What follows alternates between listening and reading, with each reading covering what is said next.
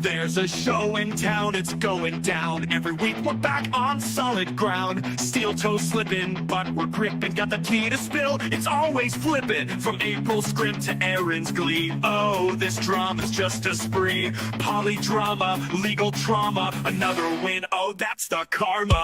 This little piggy went to YouTube. This little piggy's on Rumble now. This little piggy's begging for dollars. And this little piggy's breaking down loud. Every week when we cabbage flow, tune in for this little piggy show. From revenge porn to felony, it's a circus, can't you see? The toe is bent, the goal is spent. His empire crumbles, all hell sent. April's playlist on repeat. Aaron's lies we can't defeat. The countdown's on, it won't take long to see this piggy squeal his song. This little piggy went to YouTube. This little piggy's on Rumble now. This little piggy's begging for dollars. And this little piggy's breaking down wow. Every week moving cabbage flow. Tune in for this little piggy show. Oh, this little piggy ain't missing a thing. Just sit back, laugh, and watch the king. Welcome to This Little Piggy, a weekly roundtable discussion about the Steel Toe Morning Show. The show hosted by the jail coping, cum slurping, always winning Aaron Imholte. I'm Carl from The Creep Off. With me as always from Nobody Likes Onions, it's Patrick Melton. What's up, Patrick? Heidi ho. Also, the man with the best sales presentation in the Dabbleverse from This Little Piggy, it's Moody. Don't rub it in. We know it was bad. Don't rub it in. Also joining us, you know him from Jake Hudson's show, Joey C's show, from Point Dabble Point, Anna Bush is with us. Proud to be the second most autistic person here. And Megan will be joining us later with another round of Is It Gay? But first, the goal. Supertip.gg/WATP is where you can go to help us hit the goal. Aaron doesn't need to hit the goal anymore because he's so popular. But we over here are not going to spend any time in jail. And so we still need your support to make this program happen. Did you guys see Aaron has a show tonight scheduled for 7 p.m. Eastern? Is that a new thing? He's doing Friday nights now? I thought he did a members only show today already. He did. And let me tell you about that because I was going to pull from that show and review it on here. But as you guys know, Aaron does a members only show. So if you pay him money, you can watch the members only show. Or if you just go to Rumble, it's there. So I went over to Rumble and I had 530 views on it. Those are Rumble views, so that's not great. And the show was just him watching Tucker Carlson part 3 of the 9/11 expose. So I'm just going to do a watch along today. It's like, okay. I'm glad you brought up his views. This was the worst week ever in his numbers since I've become aware of Aaron Imholte. The top morning show just hit 1.9 thousand views. Some morning shows have 1.6 thousand views, and he's got an evening show with 800 views. This one right here, the most recent evening show was this past Wednesday, 802 views. It's rough. It's been up since Wednesday night. It's bad. No one's watching the show anymore. But he did. I saw on a clip today that he upped his bragging from 50,000 unique viewers per month to 60,000. He said, so it's actually going up despite all the numbers publicly available to everybody. Yeah, I think I have a clip coming up later where he also is bragging about the paid memberships on both YouTube and Rumble are way up. So it's crazy that all the stuff that we can't see is going up and all the stuff that's publicly available is going down. He's on par with the worst time he had, which is just before the Ricada bump he got after they were arrested. His show was the worst it's been.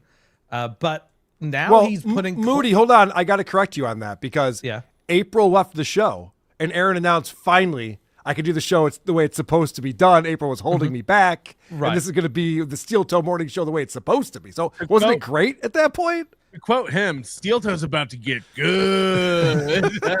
Yeah. Sorry, guys. Yeah, I'm going by numbers.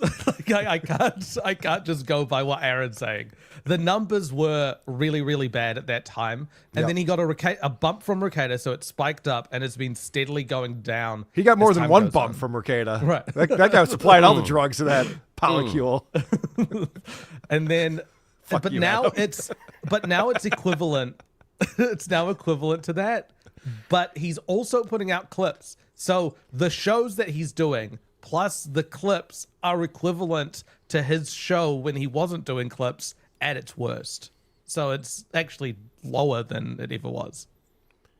It's surprising how much it's dropped off and the level of cope that Aaron has right now. I've been surprised. I know I shouldn't be. I've been surprised how we played it on WATP this week. I'm sure you guys have all seen it, where Aaron, for a brief second, admits he's losing sleep over this jail time thing. And we all would be. All of us would be like, fuck.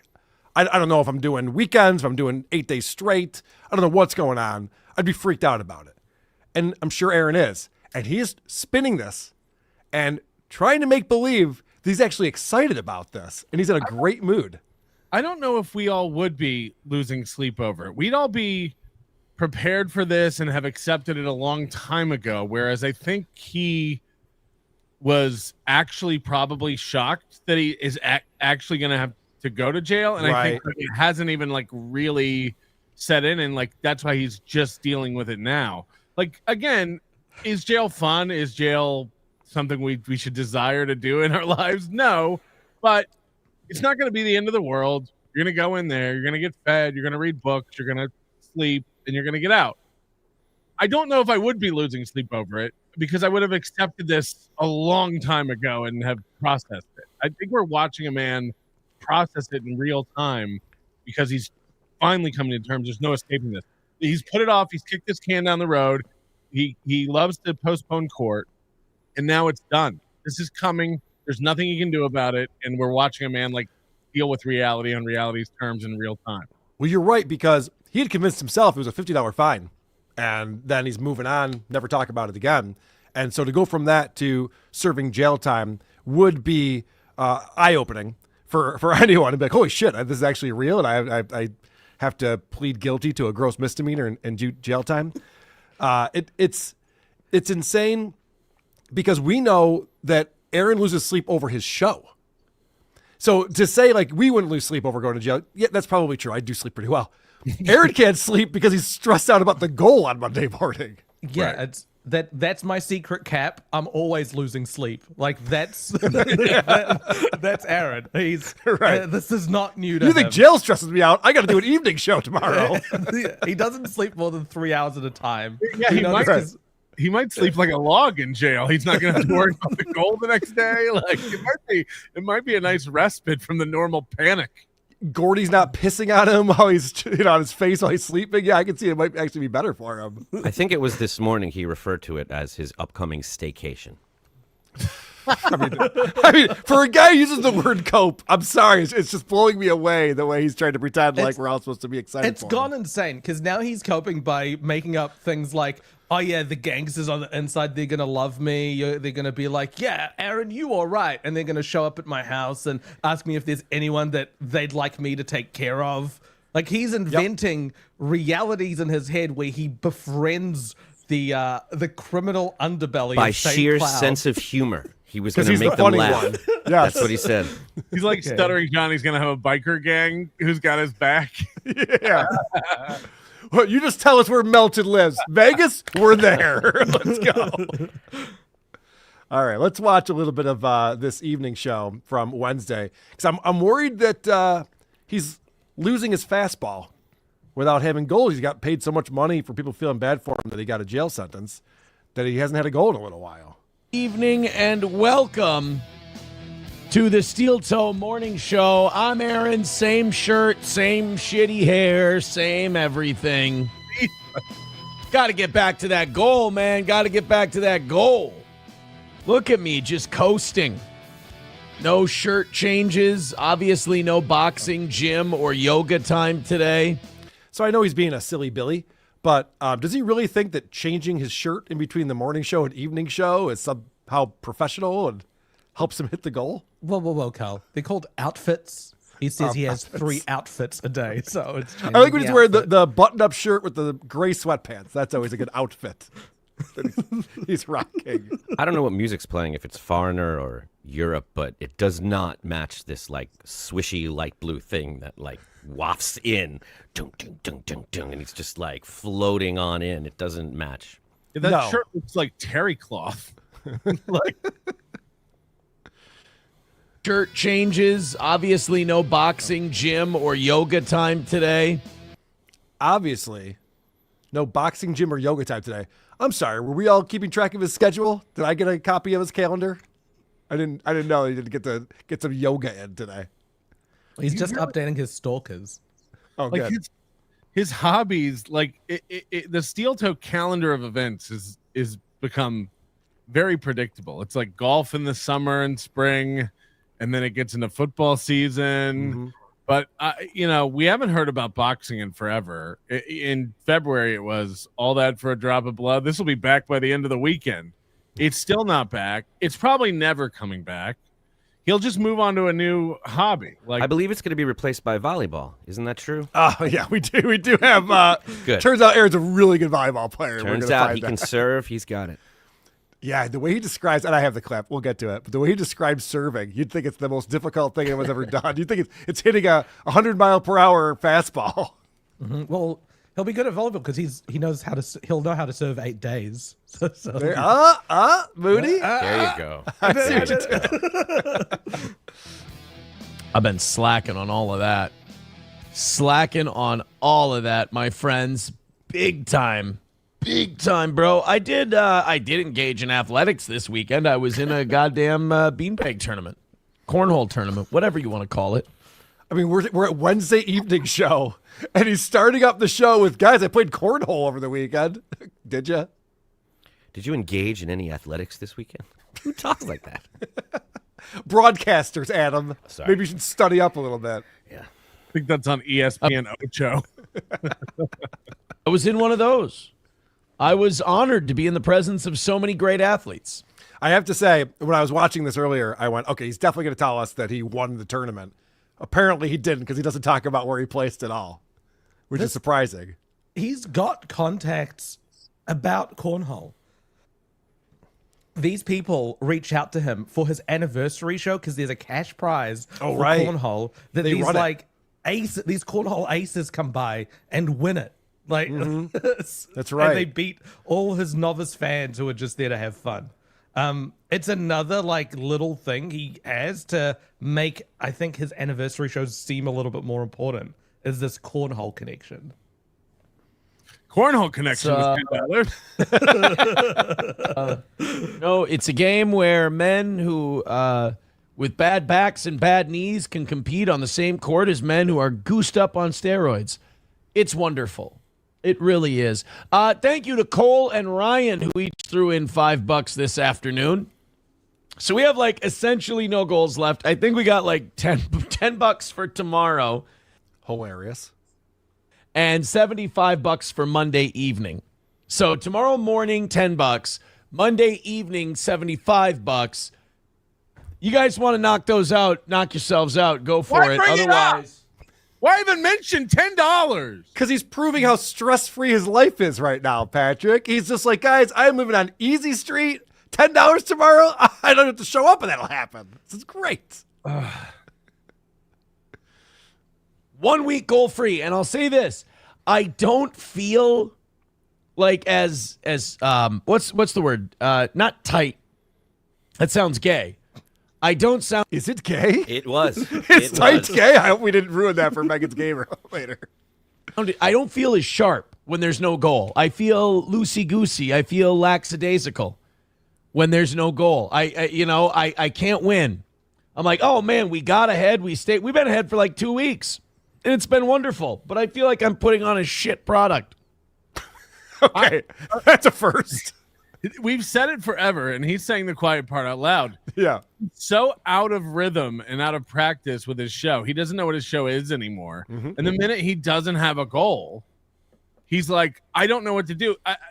This is, I think, one of 2 times this week he's said out loud, like, I don't know what to do without a goal. Yeah, I don't he's know what aimless. to do. Right. It also sounds like he can't differentiate between having a big win less frequently than having like small. Like he does differentiate actually. It's like my dog. Like my dog, if I give him a big treat, he will treat that as if I was giving him like little small pieces of the treat that I rip up and give to him. He will think of those as like 10 treats as opposed to one treat. He prefers things to be split up into little ones, so he gets the treat more often. Because it's not just the goal. Aaron needs his micro goals. He needs to hit this number by this time, and then to have this thing, and so it's like bothering him to not have.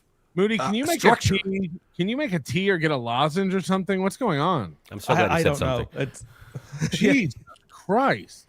It's very early in the morning for him. Here's a piece of advice that I think we've given to Aaron for over a year now. This idea that once he hits the goal, he has this rule where he can't hit more money. Like, and there's no profession in the world where you don't want to make more money than your salary, or whatever you make, you want to make overtime, or you want to get a bonus, or you want to get a raise, or whatever. The fact that Aaron made all that money from those people, why not just keep the goal going, and then you'll make more money? Because you're going to miss 8 days, so it might be good to have a little extra money, and no one would fault him for that. But for some reason, he holds on to this thing. He's like, I have values, I have morals. I only ask for $300 in the morning and $200 in the evening. And I don't ask for a penny more. Go for it, man. Go, do it. Right. Make extra money. It's fine. It would help him out a ton because now he's struggling. He doesn't know what a show is. He's the guy who walked back into the store and they're like, "You gave me too much change." Right. Yes. I don't know if you actually rang this up. That was at the bottom of my cart. I think you missed it. When we need the goal, I lean into whatever's making money at the time. That's so stupid. Says a man with convictions and morals. Right. I lean to whatever's making money at the time because that's how entertainment products work. People are just constantly, when I go to the movies, I'm shilling out dollar bills during the action scenes. Like, oh, this is the part I want. Cool. So I've become a complete and total whore. SPU was telling me today, she's like, I think you need your goal back. He's so good. Speaking of whores, Yeah, I know, right? He goes right from whore to SP. How so got his goal back. Could you imagine that's a real conversation between him and his girlfriend? Nope. The girlfriend's going, that thing that stresses you out where you can't sleep at night and you're constantly like freaking out if you don't hit it and I don't even want to be around you? You got to get that thing back in your life. Yeah, Cool. doesn't it show some sort of overall discontentment? Like the fact that like when he has the goal and isn't hitting it, he's stressed. When he doesn't have a goal, he's stressed. Like what's going on? Yeah, there's nothing that can fix this. The problem is him. You think so? She's like, you like when you have the goal, you're sharp and you're in and you're laser focused, and you don't have the goal, and then before every evening show, you're like, I don't want to go. I don't want to do it. I want to take the night off. How telling is that? You're self-employed, Aaron. you're complaining you have to go to work? This is crazy. Only Tukey would call in sick to his own program almost every week, but most of us enjoy doing this. it doesn't even occur to him to pretend to be someone that like enjoys his job or has creative ideas that he would like to express. Like he doesn't even pretend. It's like He's doing us a favor. It's like, do you ever wonder what would have happened at the end of Moby Dick if Captain Ahab won? It's amazing. April used to do that. April used to say, "We're ahead. Let's take the night off." I was like, we can't. She's like, come on, let's take. We would take a shitload of nights off. Now, of course, she was addicted to drugs, but you don't see that at the time. You're just. What is going on with him lately that he keeps bringing up April and her getting busted for coke and being addicted to drugs? Like, this is years ago, man. At this point, what are you doing? Something bad happened to him in court, and he needs to distract people from that. He needs to put himself beside worse people in his mind to make himself and the audience understand he's not that bad of a guy. We've all committed crimes, every one of us here. Sure. Well, I think there might be something else going on too, because this whole thing where he brought up that April got remarried recently, and he's like, "Oh, you guys didn't know that? I didn't realize. I was telling you this thing." He must have learned something about April that's making him very jealous. I have friends like this where they have a long-term relationship, they break up, and then the girl finds a new guy or gets married or something, and they're beside themselves. You're like, dude, you guys are broken up. Who gives a shit? Yeah, in between, moving on. In between saying, I'm so glad April moved on from this. She's the smartest one to do that. It's like, but you won't let her. You keep bringing her back up, bringing her into this. Right. And I think you brought this up on your show, Patrick. She's a private citizen at this point. There's no reason to drag her name through the mud anymore. Like, Aaron's done all the damage he can do to April's reputation. You guys remember when they were going through the divorce and April's like, all right, I guess you win the divorce, Aaron. You put out all of the dirty laundry. You made it all clear to everyone, everything that we were doing. So congratulations. You've ruined my reputation. And Aaron can't stop himself. He's still doing it. Maybe he's mad that she was able to find another husband with her smelly pussy. She must have got it re-vulcanized or something. I don't know. It's like, oh, okay, night off. Sounds good. But you got to do your shows. You can't be taking the night off. Now, I say that to say this. Tomorrow night, we're taking off. Oh, God. The ain't I a stinker Aaron laugh is so obnoxious. You guys see what I did there? Yeah, we saw. No, tomorrow night, we're not taking off. We're not doing Thursday evening shows anymore. They're going back to Mondays because Lewis is done with football.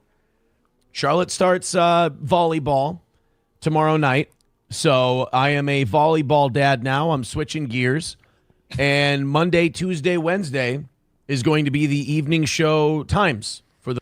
Should he be giving out schedules and times that this girl's going to be somewhere when there's restraining orders out against monsters who are looking to attack her at any time? Like when he doxed his own daughter's school. He posted an Instagram picture with his daughter's school name in it. And his daughter wasn't even in the picture. It was a picture of one of the administrators or teachers. And the picture was so oddly framed. It barely even had a person in the picture. It was aimed up at the name of the school or something, where it's almost like he's baiting people into doing something so he can blame someone else for it. That's what he's doing. Because honestly, if I'm the judge and I'm looking at this restraining order and I'm seeing that he's going out there and talking about her schedule and showing where she goes to school and stuff, I go, I don't think you seem all that worried about her safety.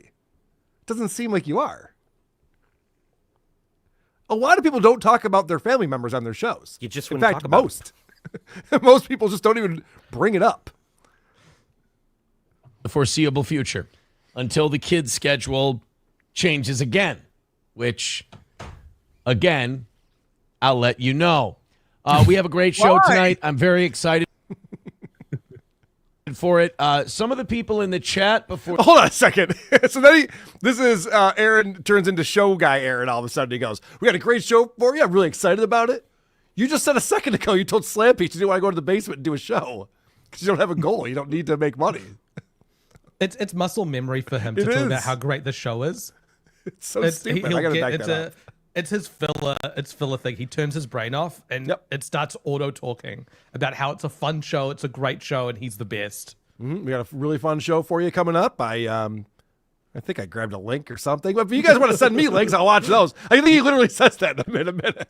You can pay me to watch something with you. Yeah. Is again, which again, I'll let you know. We have a great show tonight. I'm very excited for it. Some of the people in the chat before the show clued me into a few things. Chef Maddock renewed his YouTube membership. By the way, YouTube memberships are at their highest they've been in months. Thank you. Okay. Guys, I got some new intel before the show started. Chef Maddock renewed his YouTube subscription. Wow. Wait, where's he going with this? Does he have like a new thing on Hassan Piker or something? No. It's one guy renewed his YouTube subscription. Hold on, let me write this one. Let me write this one down. Chef Maddock renewed YouTube. Got it. YouTube membership. By the way, YouTube memberships are at their highest they've been in months. Thank you. Why? Why would they be? It doesn't make any sense. The members only stuff he's putting out is him watching Tucker Carlson, as I mentioned earlier, and his viewership is way down. So why would memberships be way up? I can tell you probably why. This would be my guess. The day after... He's lying. Is the Not necessarily. The day after sentencing, the evening of sentencing and the day after, there's a whole bunch of people who came in and gave him money and probably a bunch of gifted memberships. So that would have boosted his income and the number of members momentarily just for this month. Moody, that's possible. He doesn't even talk about gifting memberships on YouTube. He only talks about Rumble. It's not even one of his goals, I'll say. All of a sudden his memberships are way up on YouTube? I don't want to distract from the metrics, but Yeah. JJ in the chat, Please. JJ in the chat makes a great point. If you rewind a couple of seconds, his arm has the definition of my arm. YouTube membership. By the way, YouTube memberships are at their highest they've been in months. Thank you. He told you he hates lifting weights. He doesn't like it. Also, you highest so they've much. been in Keep- months? What does that even mean? Highest they've been in months? What a random Highest they've thing been to in claim. months. Right. Doesn't even mean anything. Yeah, if he keeps his arm up, we'll know which way the wind's blowing in his basement. It's almost see-through. Is the vent on? Yep, yes it is. Gifting memberships, keep renewing memberships if you get one gifted. And to the Rumble people, you have been getting gifted your memberships, but you're also keeping them and renewing them every month. And I appreciate that. Our Rumble membership, recurring membership revenue has doubled in the last couple of months. So you guys, I mean, Adam, you write that one down? Recurring membership revenue. Okay, how do we tally that up? That has doubled in the past couple of months. Doubled, exactly, but in the last couple of months. Okay, Right. Yeah. got that. thank you. The like. There's no one in his life for him to tell this information to. Yes. So he needs to tell the audience. This is like Yeah, it's delusional because he keeps saying we. He keeps saying we. Who is the we outside of Johnny Crutches? he said we when he's talking about going to jail, Adam. Like it's Wow. the royal we. Yeah. Still under the umbrella of things he found out right before the show started. I'm just trying to. Is this new? Right, yeah. That's how we set up this whole conversation. I think this is all the stuff he found out. Has doubled in the last couple of months. So you guys, I mean, thank you. The likes, the subscribes, the follows, the memberships, the everything. They're all Everybody down. who throws in 50 cents to this program. Does anyone believe this? Does anyone believe the memberships have doubled? Everything, the likes, the views, everything's down. Everything's way down. His preferred pronoun is we because of how much fun he's having. Maybe they were lower 3 months ago.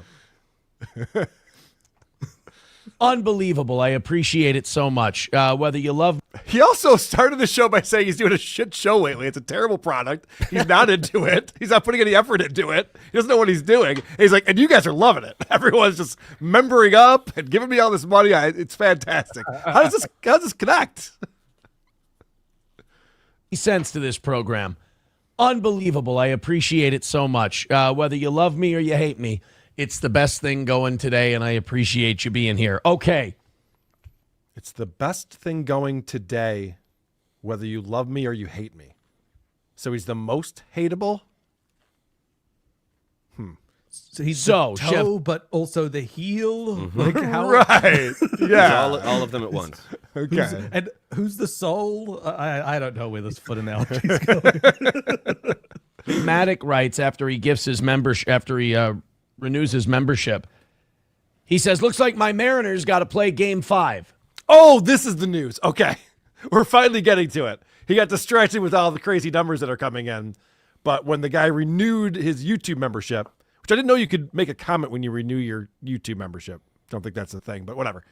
And so he talks about baseball. And I'm going to play a little bit of boring baseball talk, but for a specific reason. Now, here's my thing with the Mariners having to play game 5. I, honest to God, forgot that baseball was still going on. I'm a huge baseball fan. I forgot it's going on because Yeah, obviously. Big baseball fans stop watching during the playoffs. That's when they tuned right out. Oh, who cares about this? that's how bitter and shitty I get when my team's no good. Like, I'm probably, if the Vikings don't make the playoffs this year, which you have, I'm saying 50-50. We're 3-2 right now. We've got a schedule that looks a lot easier than it did a month ago. You know, the Eagles look a little shaky. The Ravens look like absolute shit. The Chargers are meh. All of a sudden, that 4-game stretch we have looks like Philadelphia and Detroit, and everything else is winnable. But If my Do you think do you think his hate for you grows every time the Bills win? I do think that's true. We saw that Stuttering John wouldn't draft Tyler Bass because he's a Buffalo Bill when he was doing his fantasy draft. He thinks about me when he's looking at his fantasy team. Aaron just said something really stupid, and I'll breeze by it real quick. He goes, we have a 4-game stretch that looked like it was going to be very difficult, but now, aside from 2 of those games, it seems winnable. It's a 4-game stretch. It's half of that. Anyway. my team isn't in the playoffs, I just tune out. I don't give a shit. And that's the way I am with baseball. So when he said the Mariners may have to go to game 5, I'm like, Mariners? It's fucking football season. What are you talking about? No shit, baseball's. This is an interesting window into his greater psychology because it's the same way when he knows he's not going to hit the goal by the end of a show. He throws the show away and tunes out. He's like, if I'm not going to win the game, it's called off. Yes. Right. Like in the same way, like if my team's not in it, fuck this season. It doesn't count. I'm moving on. I'm not paying attention to it anymore. And he does the same thing with the goal on the show. If he knows he's not going to hit that goal, he even says, I'm not even going to try. I'm not going to do the good stories. I'm not going to, you're not getting the Glenn Gary leads. You know what I mean? Like, it's like he throws it away. You give me Patel? Yeah. He just throws it away. It's the same thing. It's just, it's such a little infantile baby way to look at everything. Just like, I'm not even going to watch the Super Bowl if my team's not in it. It's Yeah. like, okay. That's him in life. If it's not directly about him, if it's on a win for the toe, he's not interested. Do you think when they were making fun of his button dick, he just took the Twister board and was like, I'm out of here, guys. No one's playing Twister then. Still moving. Are the Yankees still going? MLB playoffs. Now we watch him Google this in real time, and I'm playing this for a specific reason. What's going to come up in a second, because Aaron is lost. He has no idea what his show is or how to be a host. Let's take a look. Who's still kicking? You got the Brewers up 2-0 over the Cubs, but the Cubs are beating them tonight. Toronto is up 2-1 against the Yankees. They start in a couple of minutes here.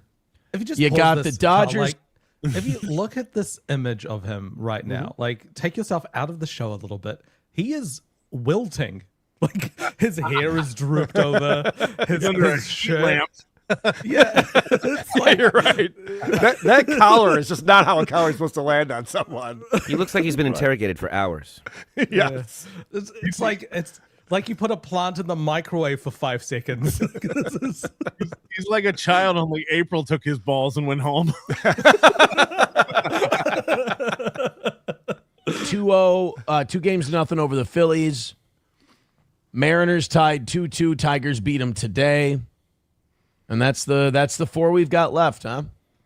All right, then let me make my prediction. Okay, this is what I love here. So Aaron goes, I've not been paying attention to baseball at all. I don't know who's in it. I haven't watched a game. Now, let me make my prediction on what's going to happen for the baseball playoffs. I'm going to say that the World Series this year will be the Phillies.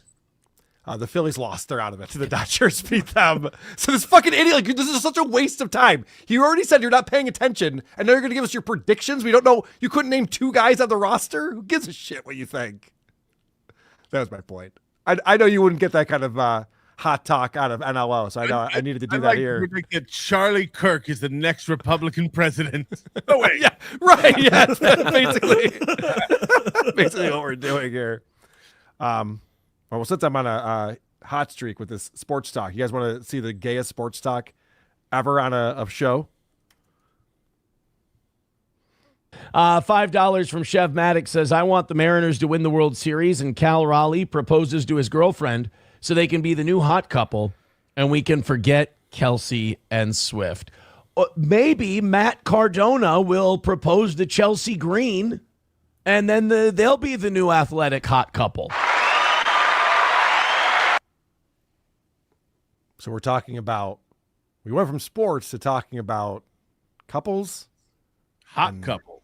Hot couples, and the applause break happened because Aaron pointed out wrestlers who are, by the way, already married. You didn't know that. Doesn't he talk about how like not gay sports is? Like that's the reason he watches it. Yeah, and then he immediately gets into Taylor Swift talk. Oh, let's talk Tay-Tay, since we're talking about sports. Good stuff, guys. Supertip.gg/WATP is where you can go to support the program and participate in the show like I looked up to you. BRB, I just need to make a quick trip to Vegas to report something. Damn, I'm slick. Yeah, we'll get into that. Rob Johnson giving us $3. Thank you, Rob Johnson. It's a little OCD with that. Pufferfish coming in.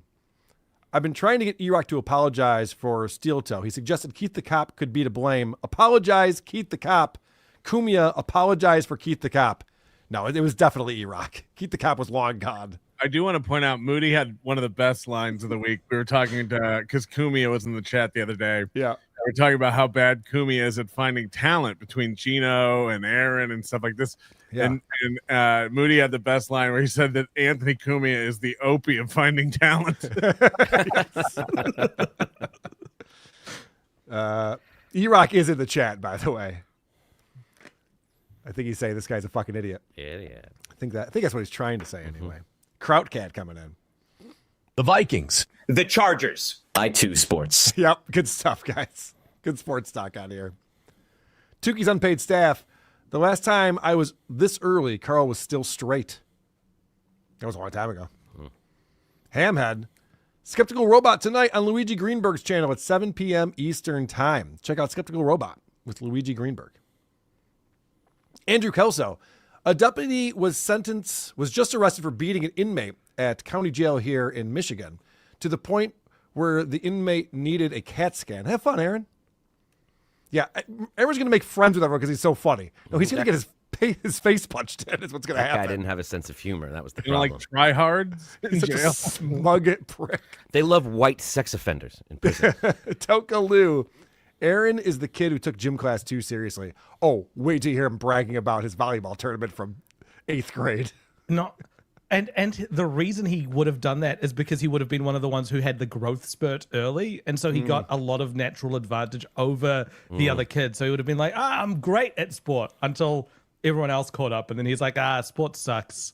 That's I why like Moody watching. is seething about Aaron. Moody never got his growth spurt. I actually was the same height that I was when I was 14. So I did get my growth spurt early. It just wasn't much of a spurt. Aaron had another gross spurt. He just licked it off April's chest. Fred Robinson, $10 says, I sent one and only Rumble rant to Steel Toe Morning Show 2 weeks ago, and Steel Toe sent me a free membership. So if he says the Rumble memberships are up, it's inflated because of him only. Well, that's interesting. That's some investigative reporting. Thank you for that, Fred. James Q. Legend, it is the cause my soul. Let me not name it to you, you chastity stars. April is the cause. She really sucks. Chased? Yeah. Chased. Carl? Jesus Christ. Yeah. I have to read everything around here. Chased almost- with $10. It's almost unfair. All right, let's get into some jail talk from his Wednesday night show. Hold on. Carl, what do you think chaste means? I don't know. Oh, no. Is there a chase system in India? Dad over here. Is it the chase system? Got him. Let's have a great show. Let's have a wonderful time. What are we at? $70 away from tomorrow or Monday night's goal, and 84 memberships away from 600. So thanks again. Is 84 memberships away from 600 significant in any way? He just comes up with numbers that are just random. Is 600 like a landmark people are going for? It's a shell game with numbers, but instead of moving cups around, he mentions numbers. Is 84 It close? just confuses you. We're 520 away from 600 viewers. Right. Cornelius Clowncock says, blacks like the fat ones. Oh. And I'm a single parent. Oh, no. I'm in trouble. Oh, boy. What? He isn't a single parent. Right. Right. That's a good Oh point. my God. Third wheel, Aaron. It's a very good point. Is there something you'd like to tell us, Aaron?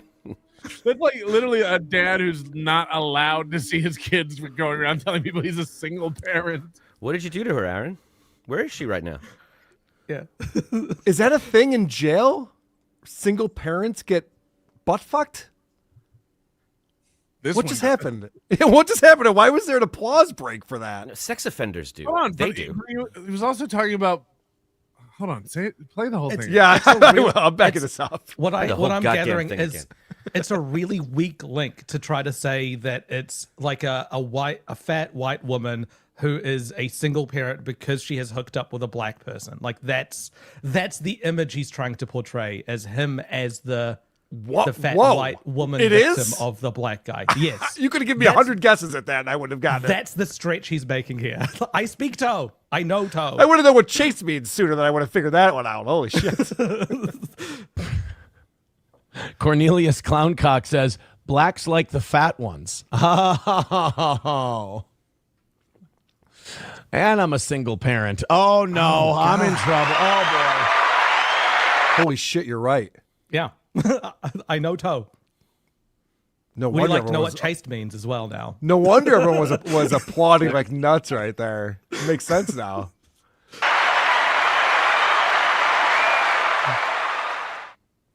Oh, this is bad news. I'm checking way too many boxes.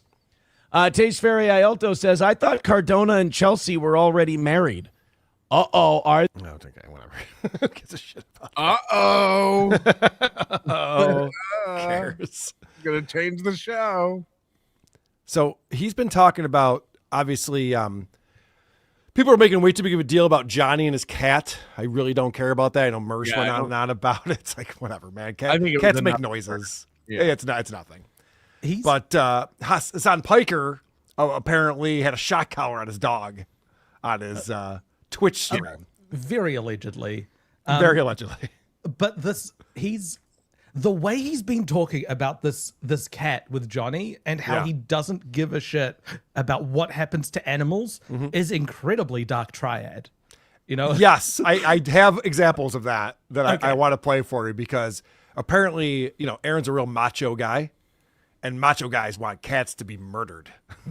That's how macho guys act. Yeah, fuck cats. The Dark They'll Triad die. is also the jail gang that's gonna get him. Dark triad with $5. Aaron's of the dark tryhards. This is him talking about the Hassan Piker thing, and Aaron brings up jail again. This is the one that people are talking about. Okay, this is the one. This is the one that they saw. It has the capacity to vibrate, and that's it. Are you happy? again, on, no put it sense on. of humor. Put it on and show us. Yeah. Put it on and grab that remote. Yeah. Like we'll see. shock collars is a misnomer because these are like tens units. They don't shock. Like they're not. That's not what they do. Like There's some that do, but like we're getting into shock collar talk now. Like, No, we're not. I don't care. Let's not get distracted. Yeah. Are you happy? Again, no sense of humor. No, haha, internet. You guys are so silly. I didn't electrocute my dog. You're being stupid. It's just anger and vitriol, and he's pissed off. Like, he's just an always pissed off guy.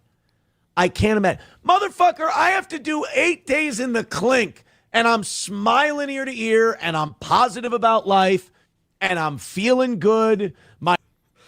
This is the cope that comes in is incredible. Yeah, his take on that is not very friendly at all or happy. His take on it was bitterness, condescension, and calling us stupid.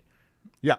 That's the non-angry take we should follow. He's also claimed that his sense of humor is the reason he's going to jail. Right. So, I mean, if someone is looking to avoid jail, shouldn't they avoid the sense of humor that landed Aaron in jail?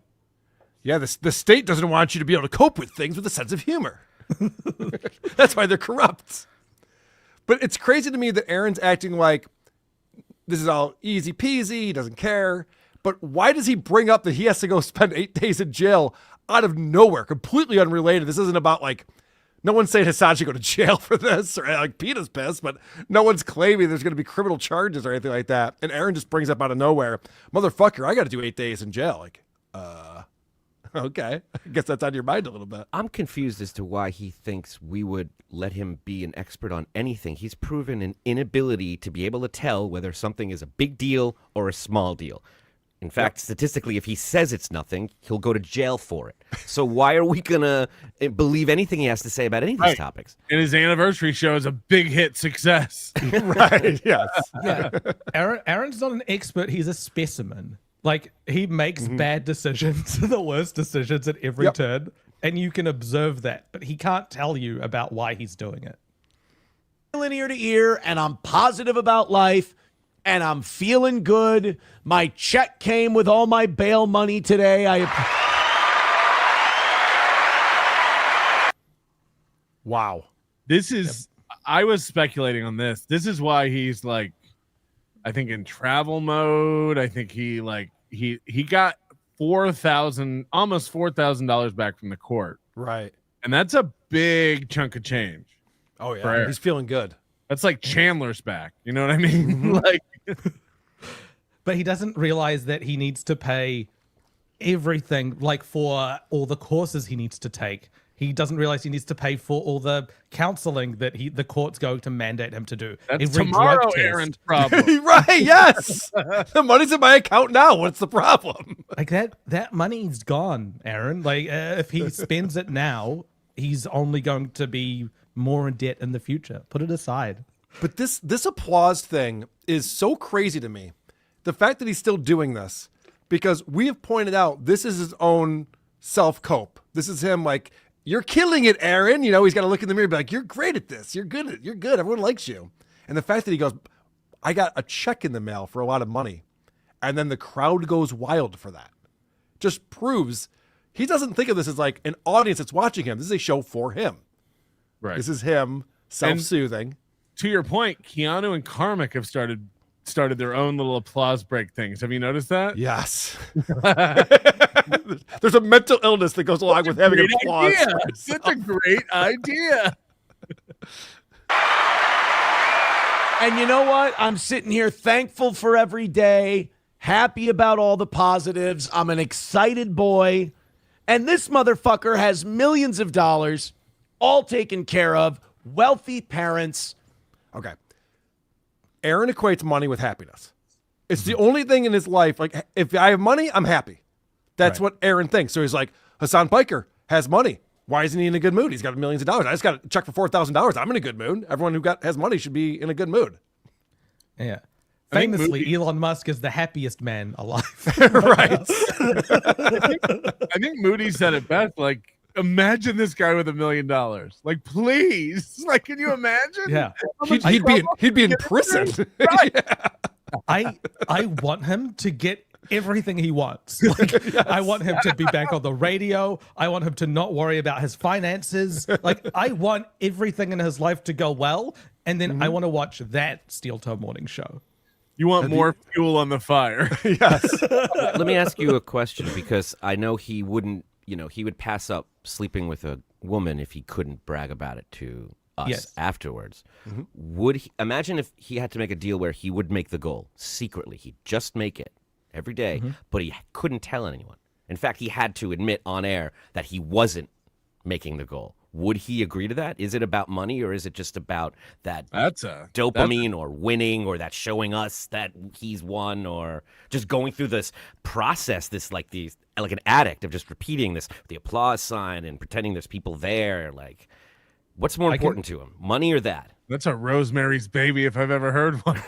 Let's kill them both. I can tell you exactly what he'd do in that situation. He would take that deal, and then he would act smug until he mentions that deal to his audience at some point in the next, say, 2 years. And then he goes to jail for a year because that's what's going to happen with his release conditions. Right. He would take the deal and then renege on it. That's exactly what he would do. Oh, yeah, that's definitely not Rosemary's Baby. It's Sophie's I know. Choice. I was being retarded. What are we doing to her? All right. I have a question for you guys, especially Moody, who's been curious about these 8 days that Aaron keeps saying.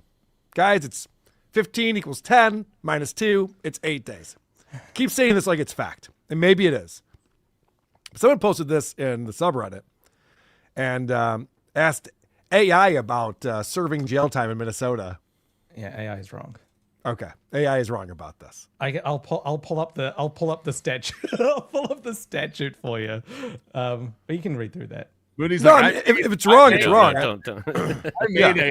Trust me, it's wrong. You can read it anyway, though. No, it's fine. That's why I brought it up. I wanted to ask you. Yeah, I looked into this, so it was harder to find. Here it is. This is why you can't trust AI. It hallucinates and things. So it's very clear that for a felony sentence or for a prison sentence, you do get 2 days. For every 2 days you serve of good time, you get 1 day subtracted. But in a completely separate statute in Minnesota, there's this one, which is the good conduct allowance. Any person sentenced for a term to any county jail diminish the term of the sentence 1 day for each 2 days served. Oh, hold on. Is this why he keeps calling himself a good boy? I'm a good boy. Yeah. Wow. Oh, that's it. Because at some point his attorney told him, like, look, if you're in there and you're a good boy, like, and he's like, I'm a good boy. I'm a good boy. He's been saying good boy a lot. Yeah. Now, Patrick, I was speculating on this the other day.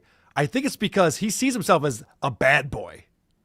And so he's like, guys, you know me. I'm the bad boy of radio. But for now, I got to be a good boy. All right. So there is the option. There is the option available to be a good man. Right. And to be the bad guy. You don't have to be children. But, part of that is, like, if you remember, like, the psychology behind that, like him wanting to be a different person, like when he got a divorce, when he was a dad, married to the mother of his children and stuff, he drove a Buick Lucerne. It was shockingly brown colored. And when he met April, April told him, I can't date a guy who drives that car. And he went out and bought that big Tahoe truck. Yep. Like, so it's George Costanza with the Trans Am or whatever it was. Like, it's like, yeah, I'm a bad guy. I'm a bad guy. Stay away from me. I'm trouble. There's something that is missing here, and that so for each 2 days you get 1 day off, and he's been saying 8 days because you go 15, and then 2/3 of that is 10, and then you go -2. In reality, it works out to 9 days, not 8 days. Explain that. 'Cause I've been repeating that. You've told us this last week. I've been repeating because you minus 1 day off for each 2 days served. Right. So after the second day, it's now down to 14 days, and then after the fourth day, it's down to like 12 days. So it only minuses after 2 days have been completed. Yeah, which is probably why he wants to do the weekends, because it'll give it time to process rather than because, like, by that logic, he'd have to stay in jail 9 days if he served it straight, because it wouldn't be processed until the day after. It's not even about processing, because once he reaches day 9, he won't have earned enough to minus that day off. It works out in an odd capacity. Right, that's what I'm saying. Like, so by doing weekends, he can kind of like skirt that, right?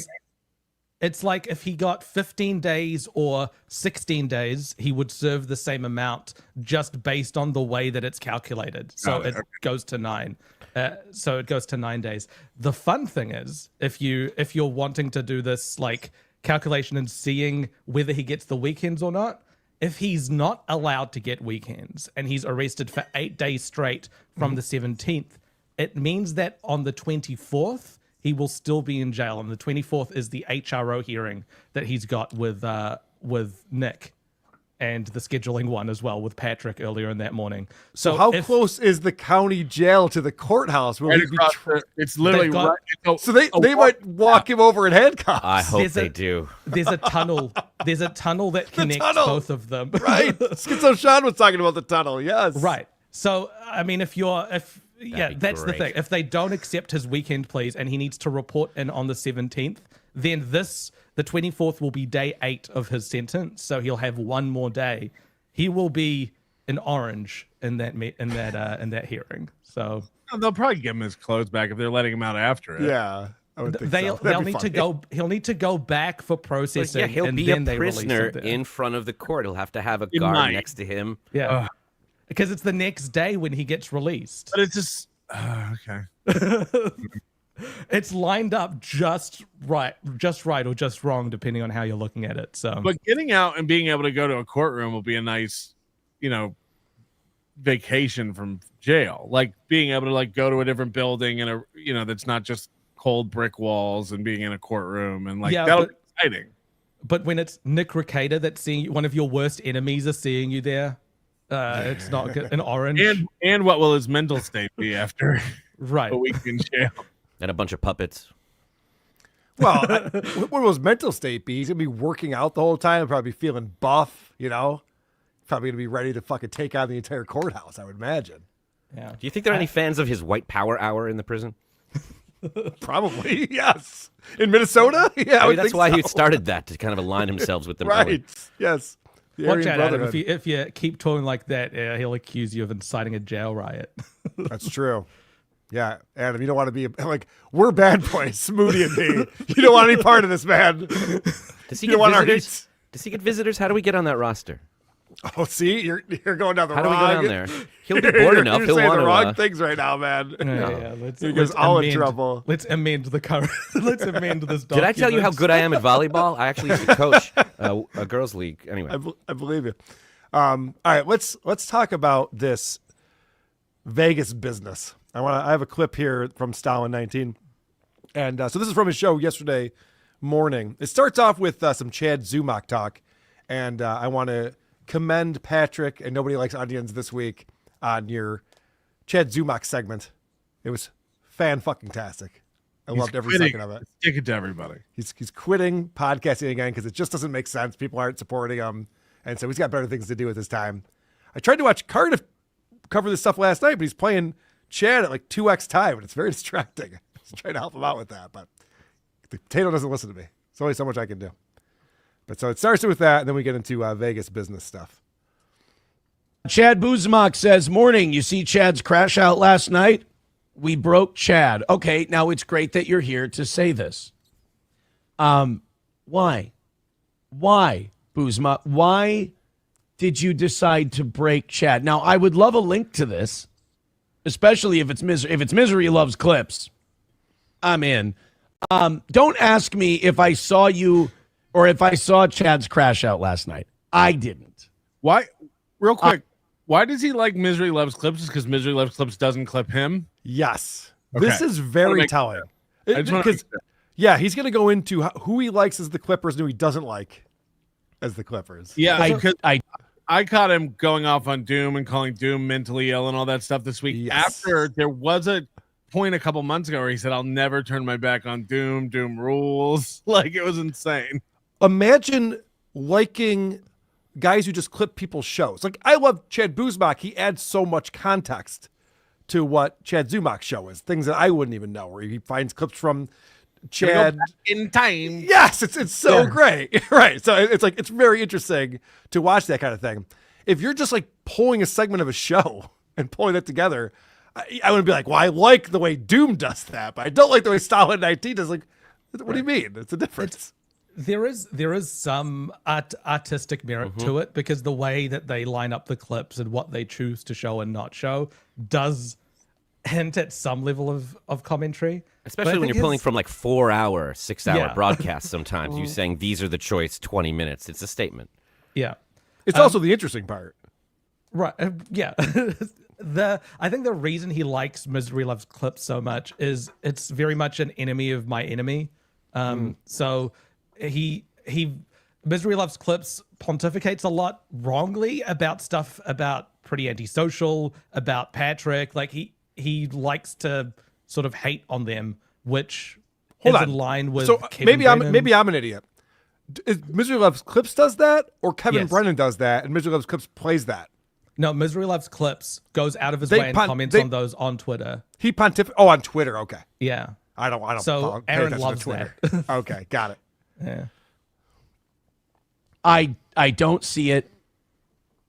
I won't see it unless you send it directly to me and it's a Misery Loves Clips link. Then I will not see it, unfortunately. He was the same with Chad Will Booz- Heron. Right. Will Heron was That's exactly the same before this, and then he got into talking about Will Heron's boss and making AI songs mentioning his boss by name and telling people to write in, and it's the same pattern. Famously, when like Will Heron and when he was on the outs with Keanu, and Will Heron and Keanu were going at it, he loved Will Heron. Right. Like he couldn't stop praising Will Heron for getting to Keanu. And yeah, same with Pretty Antisocial. He says, "I love those pretty antisocial girls if they're shitting on Keanu." Like it's the same. We've seen this pattern. Like next. Chad Buzmak says, Chad's a broken man. I would send a link, but he removed the stream. And Doom's clip was, don't send me a Doom clip. That Doom person is weird. That person's mentally irregular. That's don't the new send opening. me. This is, yeah, you're right. We'll be hearing this quite a bit. This is insane right here. Don't send me a Doom clip. That Doom guy is mentally off, but it's the Chad Zumach stuff you want to see. So what's the difference? I don't know if I've ever heard anyone call anyone irregular. Yeah, right. But this convicted revenge porn guy thinks you're a little weird. Yeah, he's also said us normal people. It's like revenge porn guys like us. He's just revealing so much about his insecurities here and how weak he is as a person. He's just like, oh, Doom, don't even send me a clip. I won't even watch it if it's from Doom. What a pussy. Clip was, don't send me a Doom clip. That Doom person is weird. That person's mentally irregular. I'm guessing it's multiple people, but that's a person. You talk about Icarus flying too close to the sun and making something their entire life. I'm Team Misery Loves Clips, if you must know. Those are all different things. Flying too close to the sun. Like they're all different metaphors that don't mean what you think they mean. And I'm guessing it's multiple people. Why? What does that have to do with anything? What does he mean by that? Yeah, like Doom got too cocky with his clips. Too close to the sun and the Yeah, like downwards. what? Like, Yeah. What do you mean? Big on his britches. On their britches. 100%. I think that was Mersh saying that. Yeah, he's watching everything. Mersh, I think, said that his prediction is that Doom is a collective of people, and you never see the same Doom in the same place. Like it's the only way Doom can clip so much is if there's multiple of him. So Mersh was making a joke or complimenting Doom on how much work Doom is doing. Yeah. And Aaron took that literally. Okay. Doom is like anonymous. Right. Right. Yeah. At the end of the day, we're all Doom. Yeah. We are Legion. We are I am Doom. I am Doom. It loves clips. AOC time, boys and girls. This is so fun. Actually, the person who sent me this was Izzy Presley, former co-host of the show, Izzy Presley. If Izzy wasn't living in Las Vegas and hadn't been for the last 10 years or so, I would probably see if Izzy wouldn't mind co-hosting on Wednesdays. I love Izzy Presley. He is so desperate for a Wednesday co-host. Why? But why? Because he's recognized he can't carry his own show. It's boring. Well, Johnny doesn't do anything. Like, if you really wanted someone to help carry your show, why wouldn't you pick more dynamic personalities? Johnny, Matt, Keanu, Corey, Adam, even. Like, these people were duds, famously. That's what he wants. He wants someone who doesn't outshine him. Right. It's like who was that guy you went on tour with, Patrick, that didn't want you to be funny on the opener? Pauly Shore. Pauly Shore. It's like how Pauly Shore would get people who weren't funny at the beginning just to make himself look better. But then imagine if one of those openers also went on tour and then did the same thing. Right. That's what Aaron's doing. Right. He's like Adam Bush on. Yeah. It's like it's a Pauly Shore opener looking for Adam. I'm Pauly sorry. Shore. I always wondered why my mic was quieter. Carl puts a dB limit on me, like I'm the opening band. I saw Bill Burr. He has Dean Del Rey opens for him. I don't know if he still does. Probably not. Dean Del Rey is one of the least funny people to ever exist. And I've seen a number of guys who are pretty big names whoever opens for them, it doesn't matter to them sell an extra ticket. They're going to sell out the theater no matter what. And they seem to bring in guys that they know they will outshine. Nick Swarsden has Chad. Yep. Didn't Letterman always want Tom Snyder to go on after him? Like, not funny. but he sends me stuff every once in a while, and I think I might go see the kid soon. I do. I got some business I got to take care of out in Nevada. I got some business that some people out there have been encouraging me to pursue, and I think I'm going to go pursue that business out there in old Las Vegas. What the fuck is he talking? What kind of threat is this? I got some business. People want me to take care of business. I think I'm going to take care of some of that business that people are telling me to pursue. In while I do old my Las business Vegas. in Las Vegas. Patrick, what the fuck is going on here? What's he talking about? No comment. What a fucking idiot. Why would he need to go to Vegas? Isn't there like this guy who stalks him, lives in Vegas, that he's very afraid of and scared of? Like, I would think he'd want to stay away from that city. I think I'm going to have to bring my kid to Vegas. So, kind of like just a quick weekend thing. Just got to go in, do some reports, get out of town. But while I'm there, not like a vacation sort of thing. What are the Do some reports. Do some reports on the weekend. That's when business gets done. Courthouses are closed during the weekend. So are you making the reports? Are you going to be sitting across from someone's house making reports? Like, what are the reports you're But making? this is just a vague threat. He's trying to scare someone. Who knows who? But he's saying That's so stupid. He's saying he's gonna do the reports some week, like on a weekend, which means that it's not going to be submitted anywhere official. He's going there during a weekend to personally do something. Also, it's going to have to be like 5 weekends out, right? Good point. This reminds me of when Unless somebody Pulper tells... invited him. Maybe he's going to Pulper's thing. That's right. It starts Damn today. it does.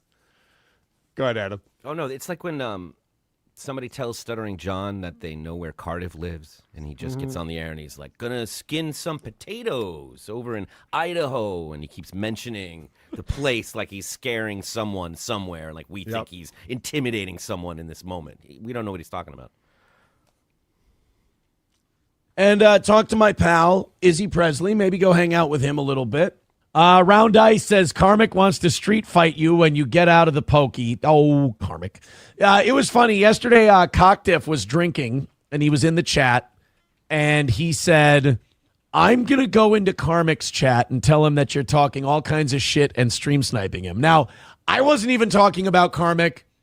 I have nothing but, not respect. I got nothing but love for Karmic because I'm trying to teach the boy, you don't have any fans. People are watching you to cause a mental breakdown. Don't let them do this to you. Projecting? Wow. Kind of the same Lead advice by I gave example, Aaron. The best way to teach this young Right. Padwa is to show him, not tell him. Show him how you block everyone on YouTube, Aaron. That'll teach him. Johnny about the cat thing. Just play into it. Just yes and the cat thing. They're going to get mad, and it's going to be another win for the Johnny. And I don't know if he did that or not. I'm not sure. But apparently Cocktiff went in there, and then he... That's a funny thing, too. So Aaron doesn't support his friend Johnny at all, and vice versa. Neither of these guys support each other. They have no idea what's going on. So, and we're going to see in a little bit Aaron make fun of Johnny, but Johnny has been leaning into the cat thing. And Aaron's like, I told him to do this thing. He's probably not doing it. Aaron's always speculating what people are doing without knowing whether or not they're doing it. Sent me a message of the reaction. He said, Toe is stream sniping me right now. Or stream sniping you right now. And apparently he went off and flew off the handle and went nuts. Play the clip. That sounds interesting. I love it when Karmic goes fucking nuts, flies off the handle. That'd be a perfect time. He's not in the Dabbleverse. He doesn't cover this stuff. That's all he talks about. The only thing I see, he gets way deeper than I do too. And these like C-list people in the Dabbleverse. I feel Look at how smug he is. He just stated that someone told him a thing happened. He has no evidence, no proof, and he's like, "This Karmic, I'm crushing him everywhere I go." he went off and flew off the handle and went nuts. I feel so bad because it's just like that's what everyone wants to do to him. Chevy fan says Karmic would. I don't think he feels bad at all. Jesus. He's so close to putting it all together. He's like right there at the edge of it. Imagine being a guy who just does a show and everyone clowns on them. Like, it's sad, really. Can you imagine having no show format outside of chats and weather? Yep. You up. He's got nothing to lose. like basically nobody can fight, right? Like nobody can fight. There are very few people in this world who can actually fight. There's also very few people who challenge someone to fights. It's just Aaron and Stuttering John. I guess Karmic, if that's true. I don't know. Isn't he a boxer? I don't understand. Well, that's what he's saying. Like Aaron's the only one who knows how to fight. There's few people in this world? He means this world, not the I world. think he means this world. Okay, Yeah, good. I think. Getting punched in the face. Finally, somebody knows about. It's a giant dick. Two things he knows about. Taking your bare hand and punching someone in the face hurts like a mother in the right spot. Do you think So he's I love punched in the face without a glove? Probably. If he acts like this in public, then yes. We know he's been choked out, but has he ever been punched in the face outside of her? It's why, like, every time a fight is brought up, he's like, well, we got to get some streamers and sanctioning bodies and get gloves on. And it's like, yeah, that's not what fights are, though. Like, real fights. Right. when all these people say, oh, I'd fight. Oh, I'd fight. Oh, I'd fight. It's like, ugh. Who are all these people? Right. I don't know what he's talking about. He said if you punch someone in the right place, with your bare hand in the face, it'll really hurt. Where won't it hurt? He has said if he punches certain people that they'll die. I'd like to see What, toddlers? What is he talking about? And it's like my hands are tied because it's like I know how it would go, but you sound like a douche saying how it would go. So let's just say as Apollo Creed once said, I don't feel any heat from these guys. Chevy fan $1 says Johnny's co-host is a freak. All right. How is he not afraid so much and then tells the courts he's afraid so much? Right. Yeah. He's playing the character. He's a tough guy when he's playing his character, but the real Aaron Imholte is very afraid of everyone harming him. Yeah. I also love that he's wearing a shirt that is camouflage, but it's making him stand out more. He would be standing out less if he was wearing high-vis against that background. High-vis would be camouflage.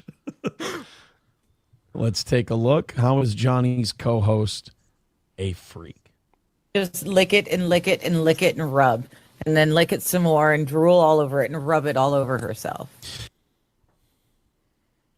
So Aaron doesn't watch his friend's show because he gets sent this link to make fun of, what's the chick's name? Digger? Digger. Right. What you? Digger. Digger.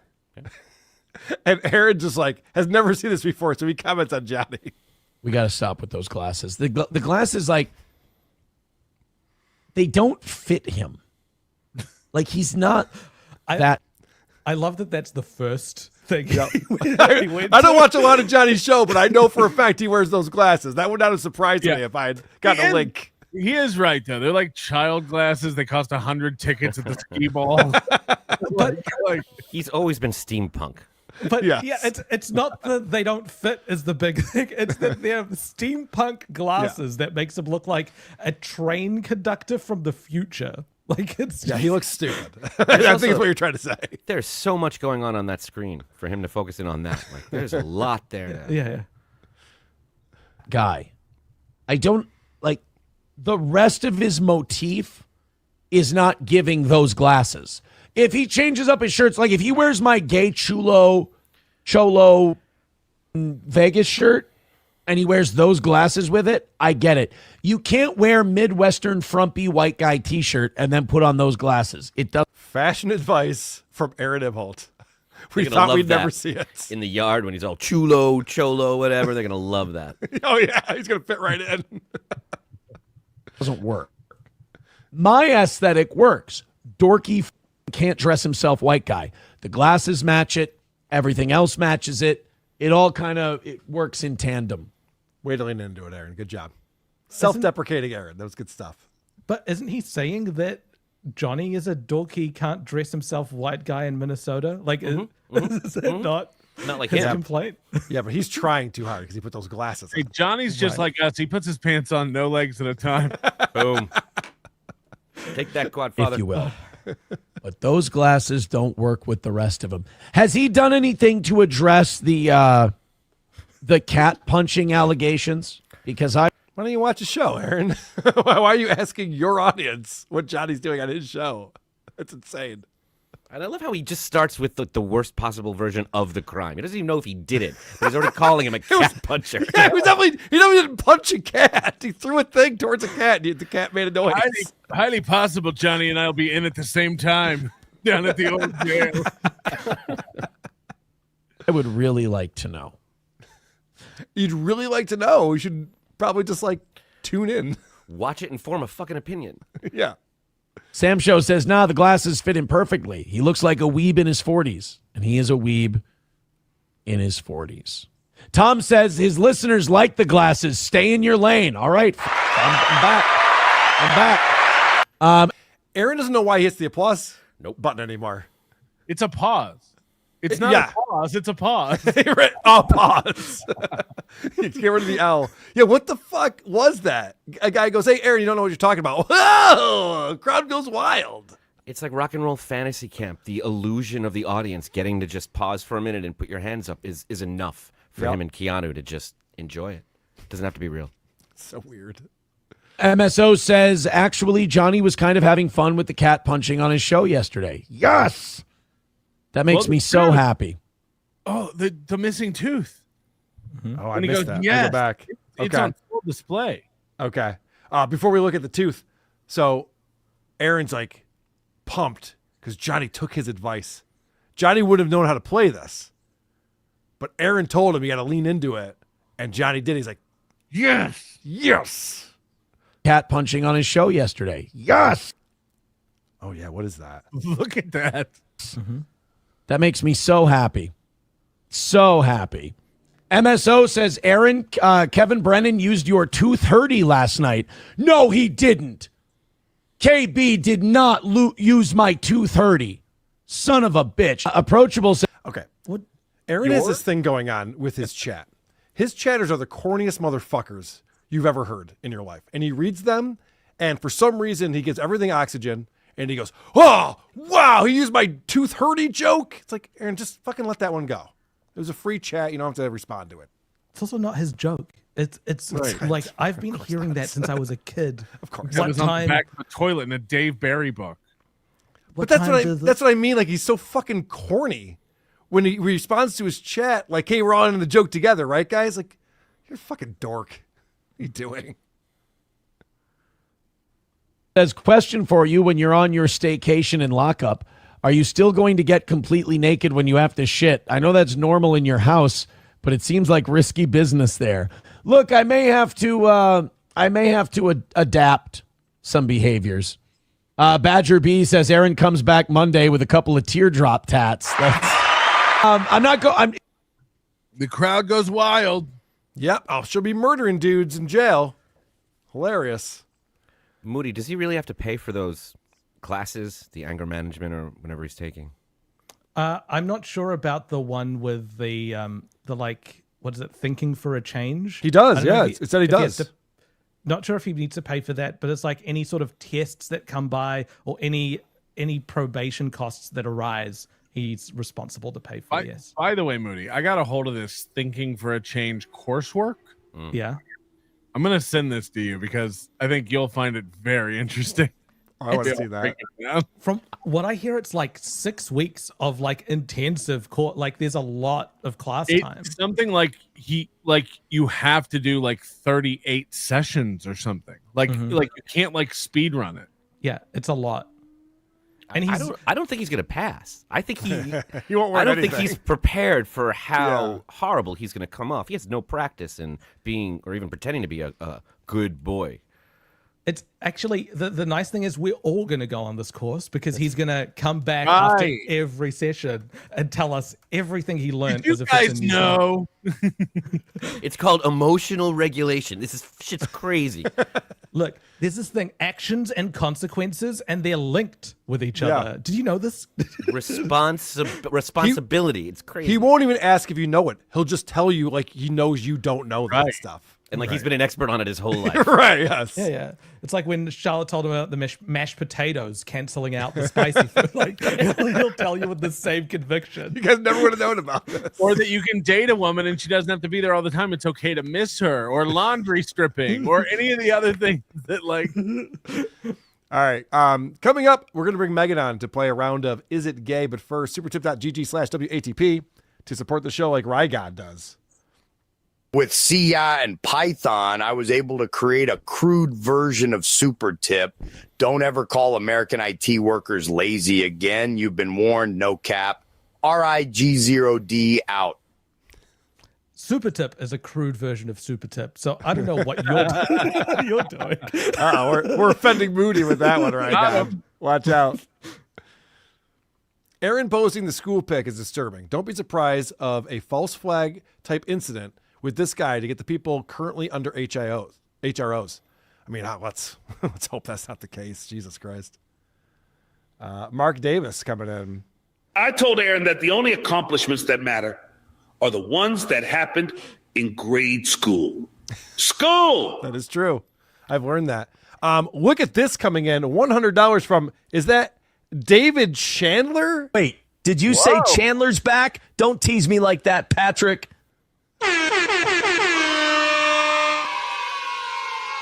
David Chandler, I haven't seen that guy in a while. Wait, did you say Chandler's back? Don't tease me like that, Patrick. Good to see you, David. Welcome back to the Dabbleverse. Oh, he's around. He's been around. He's been around. He was at the first DabbleCon. He was at the second DabbleCon. He was at all the DabbleCons. Based plague, is it possible the 2/3 jail sentence would apply to this year's sentence and not his mandatory 15 days? No, it's any 2 days spent in jail. So his year sentence. Got it. And let me just get ahead of something. When we do the cheering and the pew pew pew, we're making fun of it. See, we know that they're doing it for real. They think it's real. Just wanted to. Hold on, that's the one. Yeah. See, when it's kids' voices, it's a whole other thing. Is that why when like his kids are with him for the weekend, he spends a third of it down Yes. I only have to spend 2/3 of my time with you. It's why he's requesting to do his time on the weekends when he's supposed to be with his kids. That's crazy. It's the opposite of what you would do. All of it. Putting out anything about what they're doing, their volleyball schedule, the school they go to. You just wouldn't do any of that stuff, and it wouldn't be worth it. You're like, I'd rather them not mess with my kids than get one over on my enemy. Yeah. It's crazy. Messed up. Minimal participation. How funny would it be if Aaron's first stream back from jail, one of the lenses from his glasses is missing, and there's duct tape holding the frame together. And another he should do that regardless. It'd be better than the powder on the nose bit that he did. RPG Soundforge coming in. Joke's on you guys. By the time I get to the HRO hearing, I will have read the 48 Laws of Power. I'll be running the cell block. Another win for the toe. That is true. Action figure number 68. Celsius is for snitches. A, B, S, always be snitching. This is true. Chardy McDennis. With a face like Aaron's, he definitely knows what getting dry gulched in the face feels like. Hate monger. There's only 3 things one can learn from Aaron. 1, how to lose at boxing. 2, how to prep a bull and use your mouth to clean up afterwards. 3, how to talk yourself into a jail cell. It is crazy that he went to jail for doing something that he went to college for. Wow. Like he's a graduate with a degree, and by doing what that college told him to do, he's now in jail. You're a pilot trying to get on the cockpit drunk. Like, oh no. But in Aaron's mind, he knew he would be famous and in the newspapers and a local hero for his broadcasting, and that is what happened. Yeah, It's and the just monkey's paw perverted. goes, Yeah, exactly. Well, it was that thing when he first went to court we were talking about so long ago, how he acted like people taking pictures of him walking into the court was the same thing as having fans cheering at you as you go into the stadium. It feels the same, like the fake applause, but it's... Until it doesn't. Yeah. Oh, yeah. Well, it's so weird that it reminds me when he walks in that he's tall. I never remember that because he acts like he's so small and diminutive. He doesn't use that height at all. He just shrinks in on himself. It's only when he's walking. Nigsaw, Starting John just ended his show for showing cartoon porn. Big if true. Does that fuck up OJ's channel? I know OJ was sniping him too. OJ's going to be wary of that. Chaz Dumac. Chad or Aaron, slow versus toe? I'll say this. Aaron can put on a show. Aaron can prep a show and actually go through stories and comment on it and show clips. Chad is he's been lost forever. He has no idea. He's got a soundboard, he's got his drops that he hits, and he reads hate mail that he wrote to himself. And it's insane. 70s Spider-Man action. The 70s Spider-Man. When he was watching that, like, you had better commentary on what was going on in that show than he did. He's just like, wow, this is cool. And you're like, why is he climbing up? Just take the elevators. It's taking way too long to the top of the Empire State Building. Both of them have places on shows. It's just different to what they're currently doing. Yeah. They're both telethons. Chad is very good at getting beat up by Kevin Brennan and Bob Levy. Like that, that was peak Chad Zumock on MLC. Just being the butt of the jokes. And then Chad was getting paid for that. And he goes, guys, I don't want to do this anymore. It's too much. And he quit. And then he said a lot of horrible things to Kevin about his kids. But that's and no one ever made fun of him ever again. Finally, it was free from that. Brian S., remember for 8 months, how did your Bills lose to the Pats? A lot of ways. I love the Pats, and they are better this year, but they still stink. I know. The Bills are a better team. That was disappointing. James Q. Legend, it's real to Adam, damn it. It's still real. Shuli sucks. And with that, I would like to bring in WATP review girl Megan. What's up, Megan? Hello, besties. Are we ready to get gay? Parasocial Megan is here with us. Megan, I think we have a little stinger for this segment. It's time to play Is It Gay? Ladies and gentlemen, here it is. Everything is super when you're gay.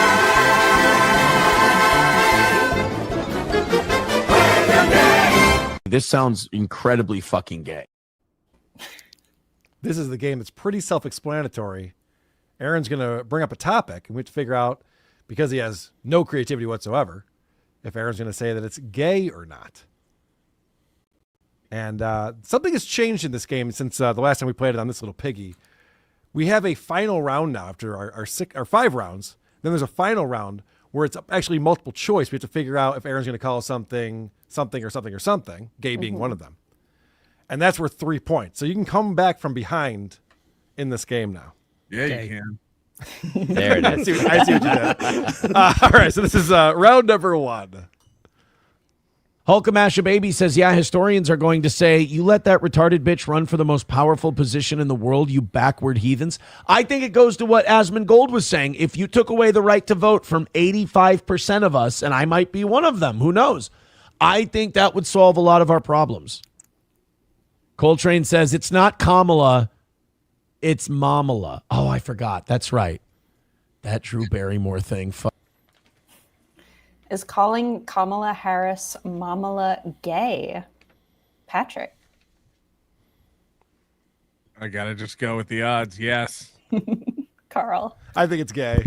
Yeah. Moody. Yes. Adam. It's gay. All right, we're all saying gay on this one. She's like, can I call you Mamala? Ugh. So gross. Oh, shit. Wow. Partial credit for being a G word? Nope. We're all losers on this one. Yep. All right. 0 points awarded. And I should mention, producer Chris isn't here to keep score, so someone's got to keep score for me because I'm not doing it. We're all at 0. All right. Megan, you keep score for us, please. All right. Run the show and scratch on your notepad. You got it. Or gay. Round number 2. Here we go. Aaron Brown says, we called those shorts nutters. That's the thing now. The thing is, the nutters are what they wear. They're way too fucking tight. They're awkward. It's weird for everybody around. It's like, stop it. Enough with the thighs. It's. Oh, I don't know if your prompt was right on this one, Megan. All right. Are wearing short. Gay. I know. Seemed like that's where he was going with this. All right. Are wearing short shorts that show off your thighs as a man gay? Adam. Of course. Yeah, it's pretty gay. Come on. Moody. It's fucking gay. Carl. My buddy Dick would say definitely not. He loves short shorts, but I think it is gay. Yes. Yes. All right. We're all going for it. With the thighs. It's gay. Yeah. All right. Okay. We saw that one coming. That's. I guess I didn't press pause. Bonus question is mentioning your buddy Dick in the answer gay. Good point. You got me there. Round 3. Everyone's got 1 point through 2 rounds. I don't know. I've never had a vagina. I've never bled out of a vagina. And I'm not really the kind of person who goes around doing investigative journalism on how many times a woman changes her tampon. I just know they got to take them out before they have sex. Otherwise, you could have some real problems. But 75 seems like it would take an awful lot of cycles to collect. So if this woman is collecting 75 used tampons to throw on this guy's lawn, one of two things is happening, and they're both really, really fucked up. One, she's going around asking women for their used tampons.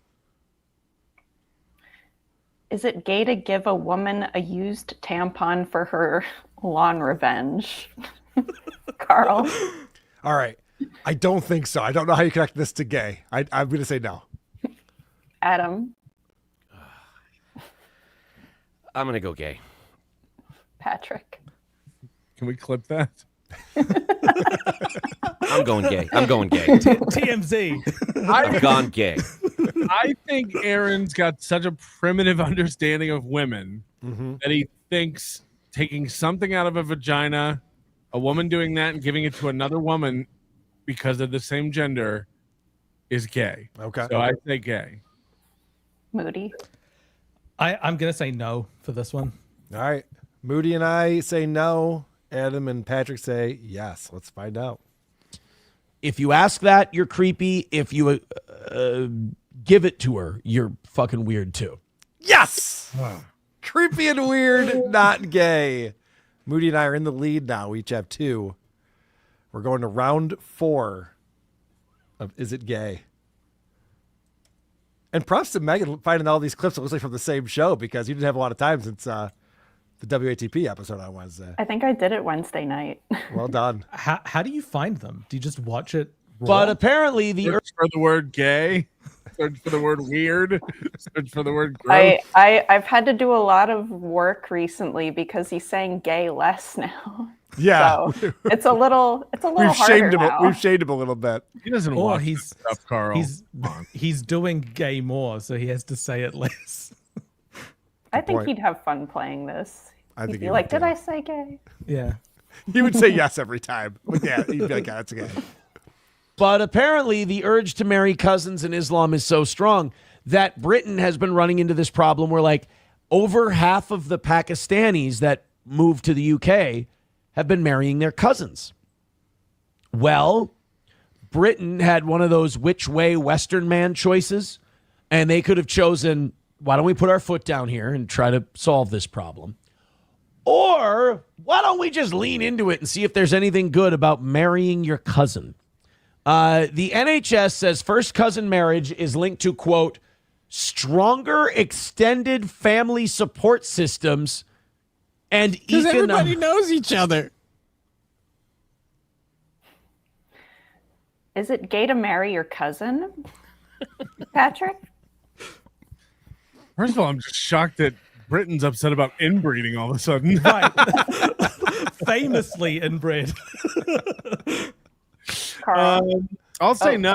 No, I'll say no. I'll say no. Carl. Not gay. I'm going to say it's gay somehow. I don't know how, but it's gay. Moody. Yeah, I agree. It's gay. He's found a way to make it gay. Adam. I'm staying with gay. All right. Patrick can pick up a point if it's not gay. Making your way in the world today takes everything you got. Oh. Having a wedding with your cousin, wouldn't it be hot? It's better than being beheaded because you're gay. Yeah, okay, that's a little bit of a misdirect, but we got there. No. He said, yeah, I know what he said. I win. No. No. Play it again. I know your argument is. I told you it was a rough You week. get beheaded because you're gay, No. but marrying your cousin is hot. But he found a way to work gay into it. It's better. Marrying your cousin is hot, and it's better than being gay and being beheaded. I win. Clip it. No, go back and play it. I heard it. I know what you're saying. I understand your argument. The game is, will he connect something to gay or not? Marrying your cousin gay, and he said, no, that's hot, and that's better than being gay. Play it again, Carl. This will never end if you don't play it. You gotta just. Oh, is this why you guys get into your 40-minute argument sessions? Because you just lead into it and let it happen. How about this, Moody? Patrick, you win. You get the point. No, hold on. We all lose. No. See how easy this is? We just move on. The question is marrying your cousin gay? And he said, no, that's hot, and that's better than being gay.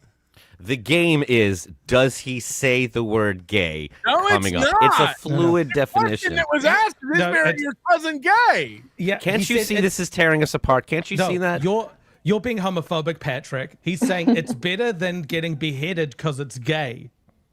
Right, being beheaded. No. Marrying your cousin is gay, and therefore it's better. Play it again. We all heard it. I understand your argument. I get it. Again, Carl. No.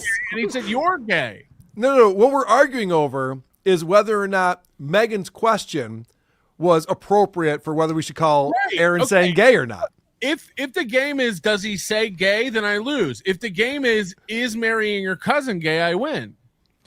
Carl, if you don't play it again, I'm gonna make a chat about this. Please, just. There's not even a little smile in Patrick's voice. He's deadly serious. I know. There's not even a really smirk. Is. He is and Moody's now directing me to play the clip again. When we all agree, we all saw it, we all heard it. No one's disagreeing with you. What we're saying is, I almost called you Aaron because you're being such a bitch. What I'm saying is, Patrick, is that the game is either is Aaron gonna somehow connect something to gay or not? Is he gonna figure out a way to say gay? Then why isn't the question Megan asks every time, is Aaron going to connect it to say gay instead of is marrying your cousin? Because she's not the world's greatest game show host. She's just starting on this. How dare you? Explicitly said it was hot.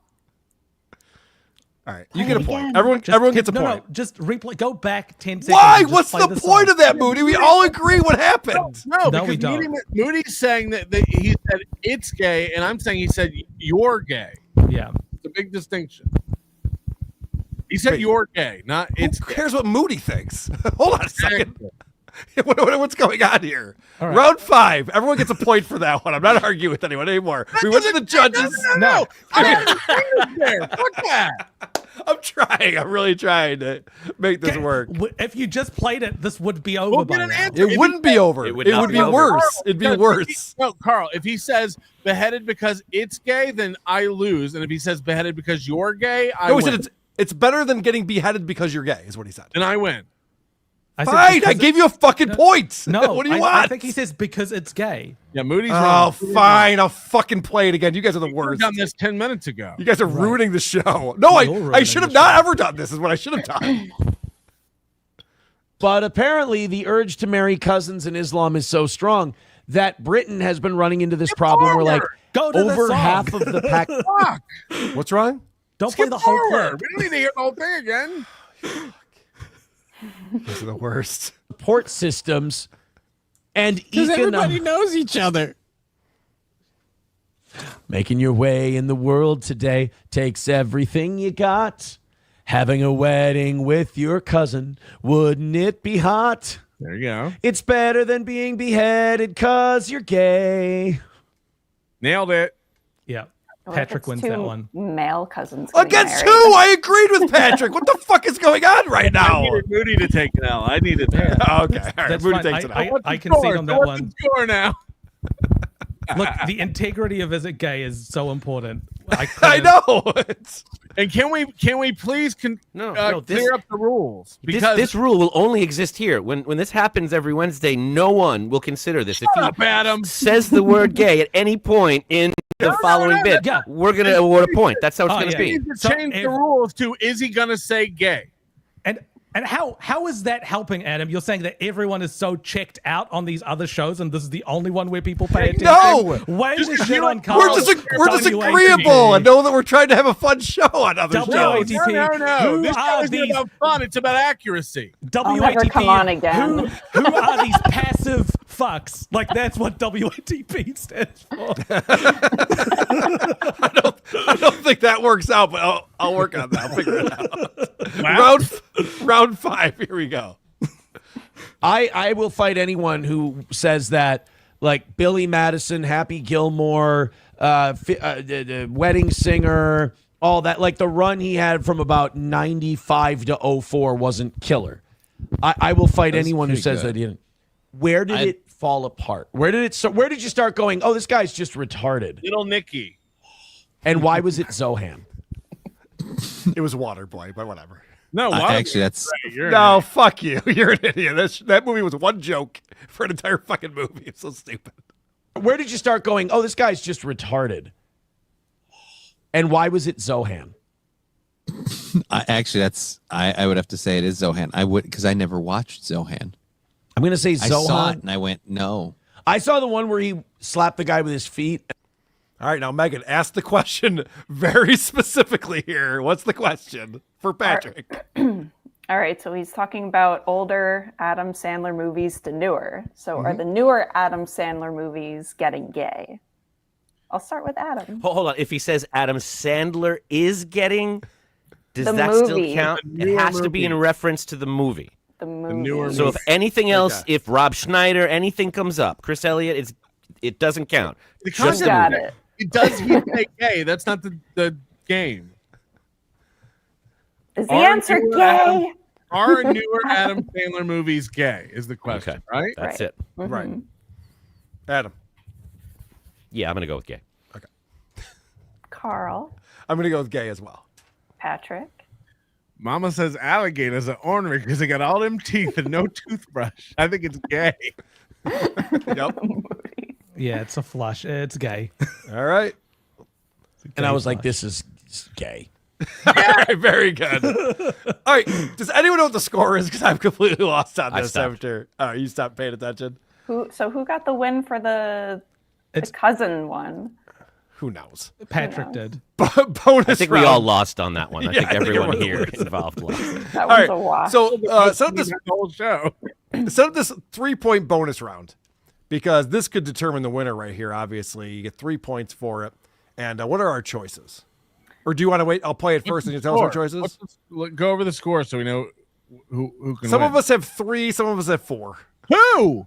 I don't know, man. I told you, producer Chris isn't here. Carl, you just do a loosey-goosey podcast. No, we could have easily kept track if you weren't arguing with the score in round 4 for 28 minutes. Adam is behind by 1 point from me, you, and Patrick. That's where it's at right now. As long as Adam's losing. We get Adam's just like, I don't think that's true. Definitely not true. Let's go back. Rewind the show. All right, We'll let's watch start it all again. over again. Let's just run it all again. I'm Maybe flipping someone the Monopoly board. Maybe someone in the chat is paying attention. All right. So this final round, we're going to play a clip, and then we're going to get multiple choice on what Aaron is going to say. It might be gay. It might be something else. I smell like dog shit. I got to be very honest with you. I reek this morning. I don't know what it is. I don't know what, well, I know what it could be. Oh boy. But I just fucking, I got a whiff in the bathroom as I was coming out. Jesus. All right. Does Aaron call himself nasty, gross, or disgusting? Oh, it's not even gay. Mm-hmm. All right. Patrick. Nasty, gross, or disgusting? I want to say nasty, but I don't think he has that. I think he's going to say gross. Gross. Carl. I wanted to say nasty, and I'm going to say nasty. Moody. Disgusting. Adam. I'm going with nasty. All right. If it's nasty, I win, according Is to Aaron whoever's keeping the score. gay? I'm a stinky pig. I'm a fucking gross guy. I can smell. Gross. Who knows this guy better than anyone? I don't think he has nasty in his vocabulary. Yeah, you were right. Congratulations, Patrick. Oh, I'll do this for you. That feel good. I feel good. I didn't even need that point to win. Look at that. Yep. Right. All of that didn't matter. It was all it moods. matters for the record book. Well, thank you very much, Megan. A flawless job running this game, as always. And we'll see you again on Wednesday on WATP for another round. Hopefully, I'll make it less complicated. Do better. You're fine. We just have a problem contestant is the only issue that we're having here. Carl's retarded. He didn't understand the rules. He thought the rules were, does he say gay ever about anything? He's like when that serial killer was on the blind date show. Right. Have fun. It's like when John brought Yoko to the studio. Oh, shit. That was good. Megan, anything else to promote? You have Instagram or anything you want people to go to? Any of the bands you want to break up? No, just have a fun weekend, everyone. Okay. Thanks, Megan. You're welcome. Good to see you. Bye. Megan, everybody, with Is It Gay? The show that everyone loves but Patrick. I love it's it. a I fun won. show. It's is a just good good show. to have rules. Yes. Rules are fun. Yes. Did we play the stuff from this morning yet where he's talking about Karmic needing a roadcaster? I don't think we played that yet, did we? Not yet. Okay, let's get into that. This is this morning's show of Steel Toe. What's this puppet thing of Karmic? Somebody sent me a link for Karmic puppets. Okay, I gotta see this Karmic puppet thing. Welcome to Karmic X Live. Oh, it's just them as puppets? Oh, I thought this was gonna be like an impression thing. Why? Guys, we got Karmic as puppets. Let's watch this. Oh, it's just them as puppets. Yeah. Did he think someone was going to do an impression of Karmic if Karmic was a puppet? I don't know. Like, I was very confused by that. Like, why is he disappointed in us? It's everything he thought it would Karmic's be. already doing that. Right. He has no show. He's watching someone show a bit of creativity, and he's like, I don't get it. Fuck this. Yeah. How are you, Alicia? I'm great. I was Oh. just talking on the phone to Ray DeVito. Oh, that is a dude. That's a dude voice. Okay, they are f***ing around a little bit. I like it. I don't give a Ray's an idiot. He wants you on his show.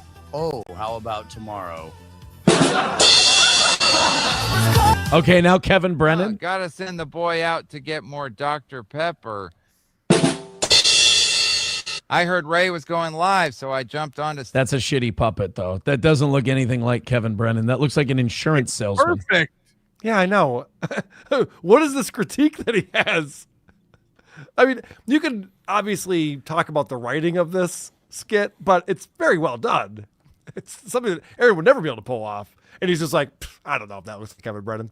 I don't Yeah, know. it's fine. Cardiff was shitting on the writing last night. I think the writing is spot on. No, it is very realistic.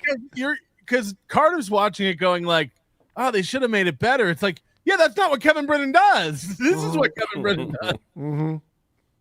The first two puppets, I don't know what that Felicia is supposed to look like, but those a whore.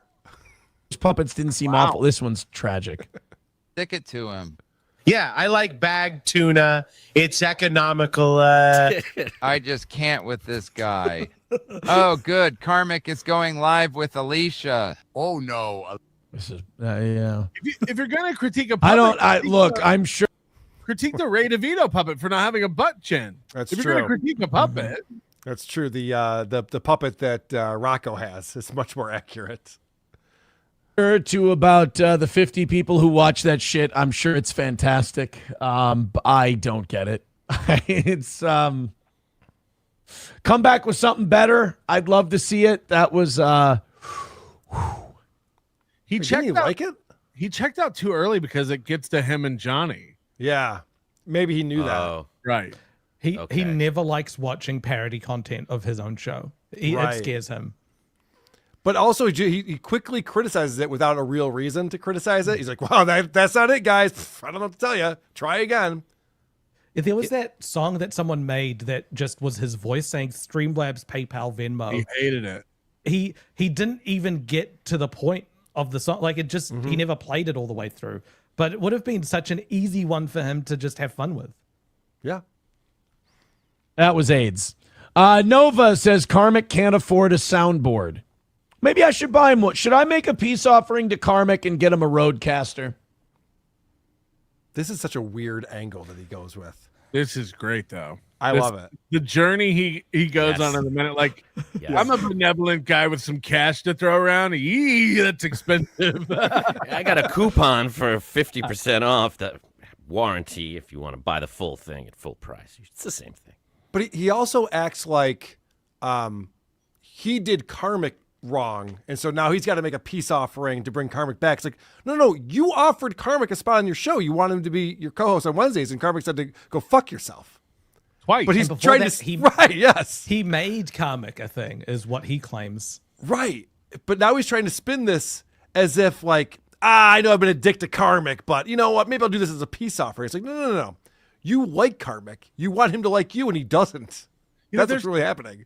And he calls Karmic the kid when Karmic is older than him. And that got me to thinking about, like, we all watch Opie, and what Opie's become after Opie and Anthony is, sad. And, like, in a way, you do kind of feel bad for the guy. But at the end of the day, he's an older man. He's got plenty of money to live on for the rest of his life. And, like he'll be fine. We're watching a guy who's 38 years old crash out of the business. You know what I mean? Like, he's got 20 more working years at a minimum. Like, what's next? And no skills. He can't even make a puppet. He has no skill. Right. He's a great salesperson, though, he tells us. You can always go into sales. I think that we should. I think we should. I think we should get Karmic a Roadcaster. I didn't know he couldn't afford a Roadcaster. So this is another thing that Aaron loves to do. He sees someone in the chat say, oh, he needs a new soundboard. And so Aaron goes, I didn't realize he couldn't afford a Roadcaster. He just leaps to this thing where now he's making fun of this guy for something he knows nothing about. But just, all right, that's the new reality. Cool. He just traveled out of state. He can afford a Roadcaster if he wanted a Roadcaster. Right. If you could fly to get pussy, I'm pretty sure you could afford a Roadcaster. But I think he does have one, doesn't he? Because he uses an XLR mic. I don't think he uses I'm sure his setup is fine. It's very fancy what he's doing. It might be the USB version. You don't know. Yeah. I think Aaron just likes to buy friends when he's desperate.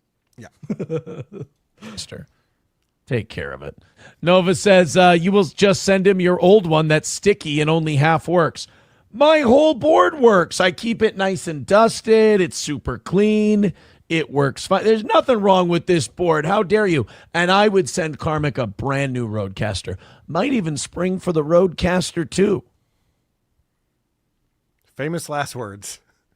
Let's see when Aaron looks this up if he's going Go to to the big spring. board. Let's see if he's going to spring for the Roadcaster 2. Hold on a minute. Roadcaster 2. Uh-huh. What are they going for these days? Him and Chad. 529. They love What's that? Googling during their show. Him and Chad. I They love know. Googling. It's so frustrating, too. It's like, have your shit prepared before you come on. What are they going for these days? $529. What's a Roadcaster? I don't know if I like Karmic that much. I like Karmic, but I don't know if I like him that much. Right. Maybe I'll get a ring light. I can afford a ring light, not a Roadcaster. $529. Let's Go on see. eBay, What's get a the used what? one? Also, you're not going to do any of this. You're not going to do any of this. All of this is just make-believe. It's so stupid. Yeah. Karmic didn't ask him. A guy in the chat said he couldn't afford a soundboard, and it's turned into, I'll buy Karmic a Roadcaster. I'm going to give a TV away at the golf tournament all over again. Right. You'll get a twister if you give me $100. Like, no one wants any of this shit, idiots. But what is it about guys like this that believe he's already done this favor and they owe him now? Right. It's what I always say about fat girls announcing they're going on a diet. Then they don't have to because they get all the likes and attention for announcing they're going on a diet. It's like, what do you mean I need to change? I announced I'm going on a diet. Right. I announced I was going to buy you that thing to everyone. That was so nice of me. That's the original going for. What's that, Moody? That's a new watch. Yes. Oh. He doesn't wear a watch. Yeah, he usually wears a hotel key bracelet. From I went on vacation once, everybody. Wow. That much. Let's see. What's the original going for these days? Roadcaster Video, Roadcaster 2, $6.99 on the Rode website. And the Roadcaster, do they not sell the Roadcaster Pro anymore? Because they don't have a price for the Roadcaster Pro.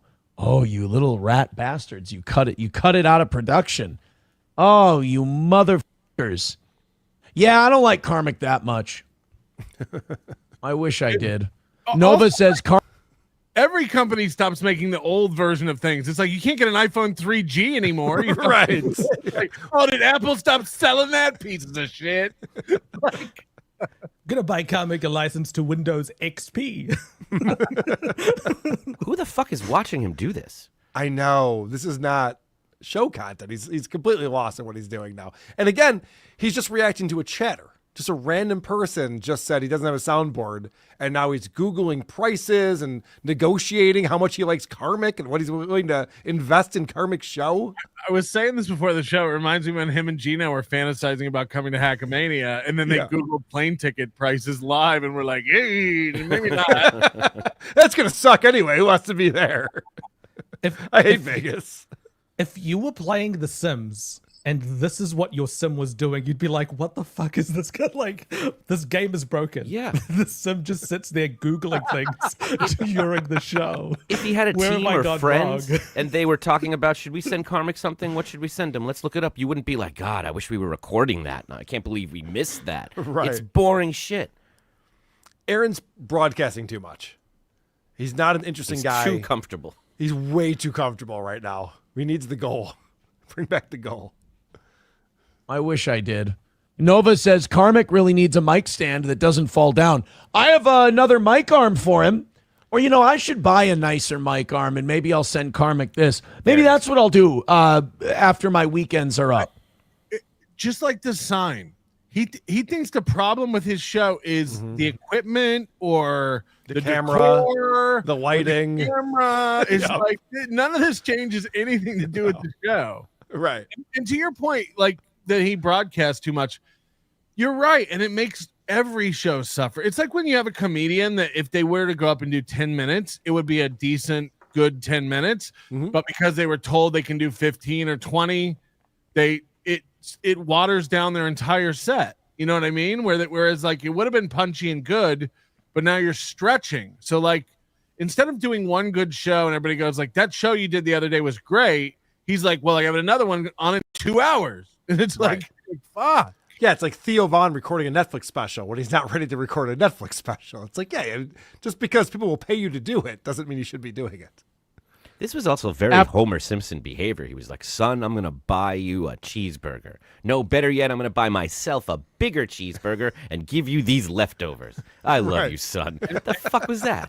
It gets worse. This mentality of like, oh, I have another mic arm in the closet. Oh, you know what I should do? Buy a new mic arm. It's like, how many mic arms do you want in the closet? This is Scott's tots. He promised these kids a laptop, and he shows up with laptop batteries.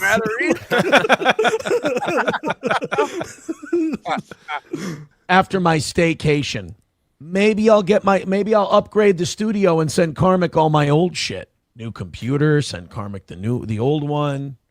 New Roadcaster. Remember, Karmic asked for none of this. Oh shit! He got that $4,000, and it's burning a hole in his pocket. You're right. You're right. New mic arm, new computer, new Roadcaster. I'm gonna get. I'll be a charitable person. Holy shit! But this started with Karmic's soundboard doesn't work, and now Karmic needs a new computer. The guy's running all this fucking AI bullshit all over the place. His computer's fine. He doesn't need a new computer. Anyone who's done any research into Roadcasters tells you if you've got a Roadcaster Pro, you don't need to upgrade to the 2. His show's problems are not related to his audio. His audio is fine. Right. His video, okay, passable. Like, that's not where he should be focusing. Karmic, the old one. Maybe I could send Karmic the old Steel Toe studio. He could inherit it. Now, where he goes from here, his mentality is bonkers.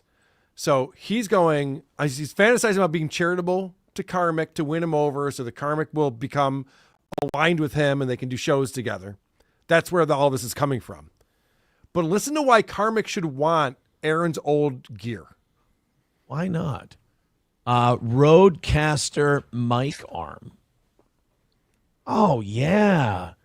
Get myself a nice, sweet new mic arm and send Karmic the other one.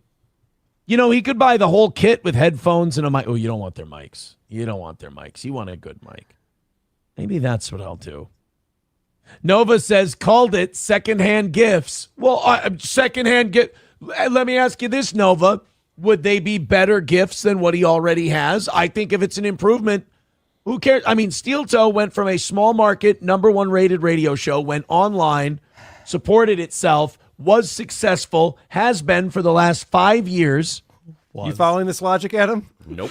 Why is he talking about this? Why is he listing his credits and his numbers? Look, SP was a secondhand gift, and she's way better than April. This is insane. So someone calls him out, oh, you're just going to give him your used shit. And he goes, well, hold on a second. I used to have a career in radio. Yeah. What? What does that have to do with anything? My numbers have slightly gone up over the years. Go fuck yourself. This is the equipment that puts Steel Toe on the map. He should be honored. Yeah. Last 5 years went from, what did we have, 10 to 15,000 listeners when we were on radio. He had 10 to 15,000 listeners when he was on radio? And wants to go back. What? Oh, no. For every 2 listeners that tune into your show, you'll lose one. That's how it works. 2/3. Now every month we have 24, 34, almost 60,000 unique viewers. Let me just explain why the math is wrong there. This is up from 50,000 a couple weeks ago. He's on fire. Yeah. Wow. So now he's at 58,000 unique listeners or viewers. But what he's doing is he's adding the Rumble number unique with the YouTube number unique. And just today, I watched both his Rumble and his YouTube. So he would count me as 2 people. Hold on. And everyone else. You're skipping a step. Yes. First of all, he makes up those numbers. Then I'm sure he does. together. Also, Rumble makes them up too. It's his numbers are lower, but he's saying that the number of unique viewers are higher. What that means is that fewer people are sticking around for your shows, and there's a lot of people that are passing by and saying, nope, not for me, thank you, and moving on. Also, movie, it's not true. Right. Let's not forget that part. But I'm saying, even if it was true, it's Right. not a good sign. It's not a good sign if their overall views are down Right. and unique viewers are up. Right. It's like Costco bragging about how many free samples they're giving out instead of their sales. Yes. So, but remember how we got here too. He's like, I'm going to give all my gear that I've already used to Karmic. And someone's like, well, that's kind of shitty. Like, no, I have 60,000 unique listeners. Like, what does that have to do with anything? Even if any of this were true. Oh, they come with the board. Yeah, you inherit my unique viewers. It's like it's haunted or something. Viewers. So I think this stuff has worked out pretty well. I think Karmic would be privileged to have my old stuff. But behind the scenes, what he's thinking is, if I got a new mic and a new board, if we have 60,000 with his old board, yes. If I got a new board, imagine how much that so many more viewers. Roadcaster 2. I have a Roadcaster 1. That is literally 100% increase in Roadcaster. Right, yes. Rexstart parody account says send him Corey Adam. I think Karmic would drive Corey Adam insane.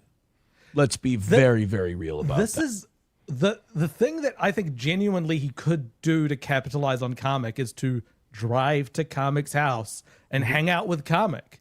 Like, people would see that. there would be that would be interesting, seeing how these two interact with each other in real life. I think he would, but I don't think Karmic would want that to happen. No. Karmic doesn't want anything to do with this asshole. Karmic can be talked around. Look, Karmic, I came here man to man. That's true. Like, let's talk it out. Let's hash it out. Karmic would be shaking his hand within a minute. Also, in the same way that Aaron has to ask permission to leave the state, Karmic has to ask permission to have people on his parents' property. Can I have a friend over? Did you finish all your chores? Not All again. right. Remember what happened last time? I do want to talk about Aaron's volleyball skills. I want to get into that, but first, supertip.gg/WATP so we can hit the goal, Mark Davis. Aaron, get a tattoo of my mogwai on your back. Then you can collect the winnings from your cellmate to slurp up later. Makes sense, Joey C. Minimal participation. Every time I see Adam, I think of him referring to quad as an Easter Island hat, and I laugh. Thank you, Adam. I stand by that. Good stuff. Dunder Mifflin Tons. One thing we all can agree on is that blaming Megan and making her feel awkward is G-E. I too am G-Y.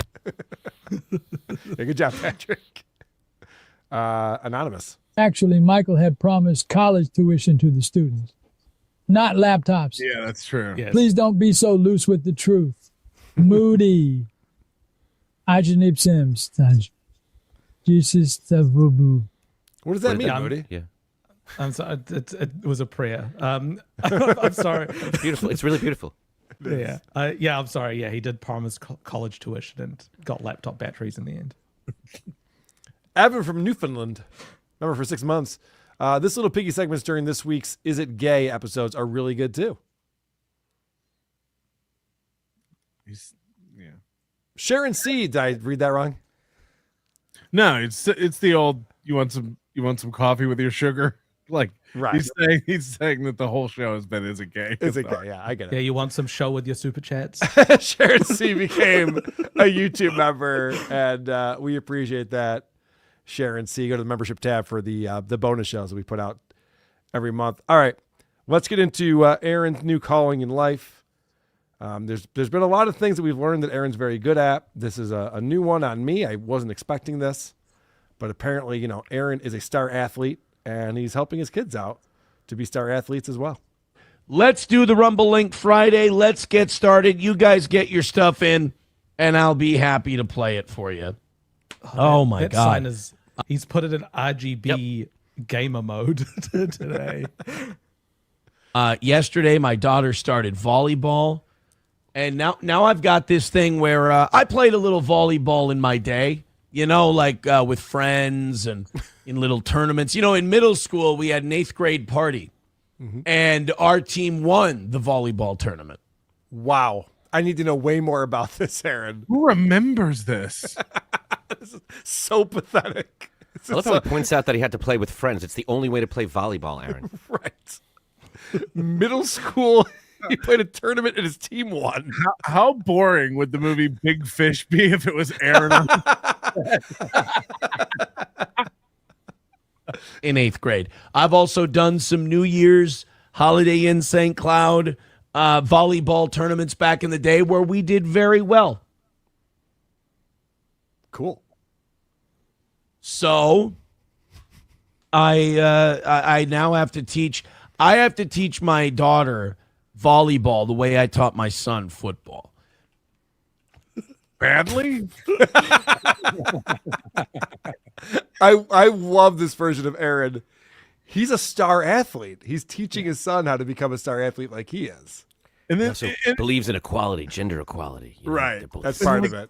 Like the coaches and the people on the running the volleyball or the football see him sitting in the bleachers and they're just like, look at that Adonis up there. Could you get down here and come on, show us a couple things? Right. Like, I don't do that anymore. They're like, come on. I'm retired. Come on. You can't pull me out of retirement. Yeah, I'll be honest with you. I took gym class too because I grew up in America, and they teach you how to play volleyball. I didn't need my dad to show me how to play. The gym coach taught us all how to play volleyball. It's not his fault. Everywhere he goes, it's Aaron. We need you. Like if your kid's taking piano lessons, you don't have to know how to play piano. Right. That's my point.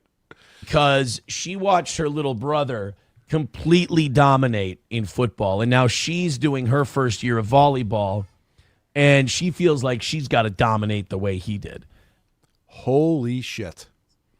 He's claiming his son was so good playing football, which, by the way, the season's already over. It's October 10th. I don't know how long the season lasts, but okay. It was like a month. Yeah, if that. But he dominated so much on the football field that the older daughter is sitting there in the bleachers going, Dad, if you show me how to play a sport, can I be that good? And he goes, you know what, kiddo? I will. With a little practice. Yeah. If you're willing to commit the time, I'm willing to make it happen. What a prick.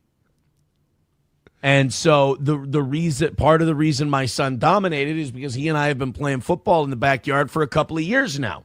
And he plays football. Couple of years? In the past year, he has said that he called his kid a little bastard and said he can't catch. Well, now he can. Now he's the star of the team. When he was talking about spiking the ball at his son. He said that someone would drop it and it would hurt his hands. And like, that's right. And this was this year. And now he's like, dude, we've been tossing the pigskin around for a decade.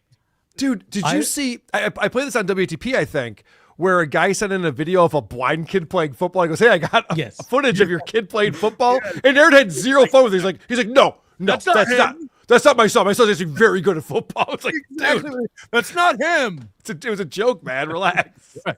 But he that gives you insight into Aaron thinking that that's how he kind of sees his son. That was hurtful to him. It's like anyone playing that would be like, yeah, whatever. Like, that's a funny clip. Yeah, Aaron watched that clip and he was like, I hope they don't have to play them. I can't get open against this blind guy, Dad. I've just searched the transcripts over the entirety of Aaron's shows for the word volleyball to see, because he's claiming here that he played volleyball. He won the tournament in middle school. Did you hear him, Moody? He's one of the best. He's not once mentioned volleyball of course not. As him playing volleyball until the 30th of September. And by the way, yes, to people who are watching, Moody has downloaded every Steel Toe show and can search the transcripts instantly. Amazing. It's amazing. It's literally like a video. There's a video game called Her Story where you're figuring out a nonlinear narrative by like searching transcripts, by finding keywords. This is exactly like that. Like if you enjoyed that game, this is what it feels like to Moody, this is not a video game. You're on This Little Piggy. It's an internet show game to me. It's fun. This is a reality TV show to me. These are characters. This is Desperate Housewives, but the housewife this is Aaron. Look at this. Look at where I paused it too. Every time this guy. What if Aaron's son's stepdad is teaching him football and he is really good and Aaron thinks it's all him? Holy shit. He mentioned that. He said something like he plays with his cousin sometimes. He mentioned that. They're making him good. It's not him. Interesting. Part of the reason my son dominated is because he and I have been playing football in the backyard for a couple of years now. So I'm to believe that none of the other kids who are playing peewee football have thrown the ball around with their dad in the backyard. He's the only one throwing the ball to his kid in the backyard. My dad and I used to play catch. I was terrible at baseball. I'm not blaming my dad for it. I'm just saying, like, everyone does this. Also, I thought he was going to say, like, he's had a ball in his hand since he was a toddler. Not we've been tossing it for a couple of years. Like, that's not necessarily a big leg up in the neighborhood. I would be more impressed if Aaron was like, I sit with my son and we watch the Vikings games and I break down the X's and O's for him. So that's why he knows the game and that's why he's better. But just playing in the backyard is not like getting your kid prepared to dominate in peewee football. It makes no sense. Look, this is my kid 50% of the time. Imagine if I had him 100% of the time, how great of an athlete he'd be. Plus, it'd save him $800 a month. And the Imholts have a documented history of being untrainable. Like, Aaron's never held a his life, and both of his parents have careers, and his sister's a juggalo. Like, these people are... That's amazing. Yeah, you can't be taught when you're always the teacher. He's always the samurai explaining. Right. When he had a therapist, he told us that he got rid of her because he found out he was a better therapist. when he was having the whole spat with Nick, he said, "I'm actually a better lawyer than Nick." Yeah, he's Like, gonna become what? a defense attorney. Right. He's gonna fix the system from the inside. Backyard for a couple of years now. And he plays football at the cabin with his older cousins. So he's got a lot more, there aren't a lot of people that just get together and do pickup volleyball games. So now There aren't. If you're interested in volleyball, you find them. There are wherever there are nets. This definitely happens. I've got to commit as much time to the volleyball thing as I committed to his football thing. That's only fair. And that is the law. You have to spend as much time playing sports with your daughter as you do with your son. Holy the only thing what we need to work on this weekend is serving. Table 3 needs a glass of water. Because let's get her prepared for her future. Arguably the easiest part of volleyball. I know, right? I know this is insane. Like there's no other factors but you. You don't have to have coordination. The ball's in your hand. Yes. And then you hit it. No, he's going to explain how difficult this is. It's the only part of volleyball you can do alone. Yes, you can practice it wherever. He'll get her set up with it and then face her towards a brick wall and be like, "Go on, honey." Yep. Daddy's going to be inside playing Bannerlord. serving, it's not a natural motion in volleyball. First of all, you got to get that ball up there. You got to bring that arm back and then like a whip. You got like a goddamn, we got to whoop-ah. You got to knock that thing out. This is why you know he's a bad father. I'm sorry. Yes. This is how you Yes. know he's a terrible father, because he talks about the most basic parenting experiences as being these unbelievable, over-the-top cinematic moments that he has to relive and show us in detail, playing catch with your son. Some of us have heard of it before. I'm really glad for you. It's not, you don't have to teach us about it. Also, the idea that throwing a ball up and hitting it over the net is unnatural. It's extremely natural. You don't have to bring your arm way back and bring it in like a whip. It's just like, no, you just toss it up and you hit it. You're reinventing them as a person. You're breaking them down to nothing and then rebuilding them in your image. Forget everything you've ever learned. We got to start from scratch with this. Are they doing that? Are they doing that sort of serving though in kids volleyball? Wouldn't they be doing like the underarm one? Which, Underarm, yeah. An 11-year-old probably just doing underarm like everyone else. It's ridiculous. Look at this. I don't know anything about volleyball, but I That's remember amazing, doing yeah. volleyball in PE There's class. no way they're jumping and slamming it down. Right. They're doing that Making her- thing. he's putting on the Hawaiian Tropic team and making. He's going to be like, hey, Charlotte, you need to learn how to take a spike if you're going to be a volleyball player. Now stand over there and catch. And then Yeah, right. He's just smashing into her face over and over again. it's the same thing he did with his kid. He said that his son his hands were hurting from catching the ball from Aaron too much. Like he plays rough with these kids. He's shucking it to his kid. Catch the fucking ball. I wish there was a detailed account of when his daughter taught him to cover up spicy chicken with mashed potatoes. No, you take out your fork, Dad, twirl it in the pan. You twirl it in the. Yep. No, you dropped it. Try it again. Try it again. Yeah, mashed potatoes aren't going to save you from this. Like, You got like a goddamn, we got to whoop-ah. You got to knock that thing out. I can serve a little bit. So, yeah. This guy's good at everything. It's incredible. I can serve a little bit. We're supposed to be like, wow, what can't he do? we'll be able to teach her a little bit of serving. She's got a 6-week volleyball thing, like an introduction to volleyball thing. That's Oh, then someone else will teach her. Yeah, she won't need you at all, really. Okay, good. Yeah, that's good to know. It's the guy where everyone he meet, if he's waiting at the DMV and just making small talk with somebody, and they tell him like I'm a mechanic, he probably like, oh, you know what you should do. Like he's one of those guys that like always telling people how to do what they do professionally better, even though he has no knowledge of it at all. You guys won't get this because you don't watch football, but the Progressive auto insurance commercials where the people are turning into their parents, they're constantly telling everybody else how to live their lives. That is what Aaron is all the time. Yeah, I've seen that. Yeah. Okay.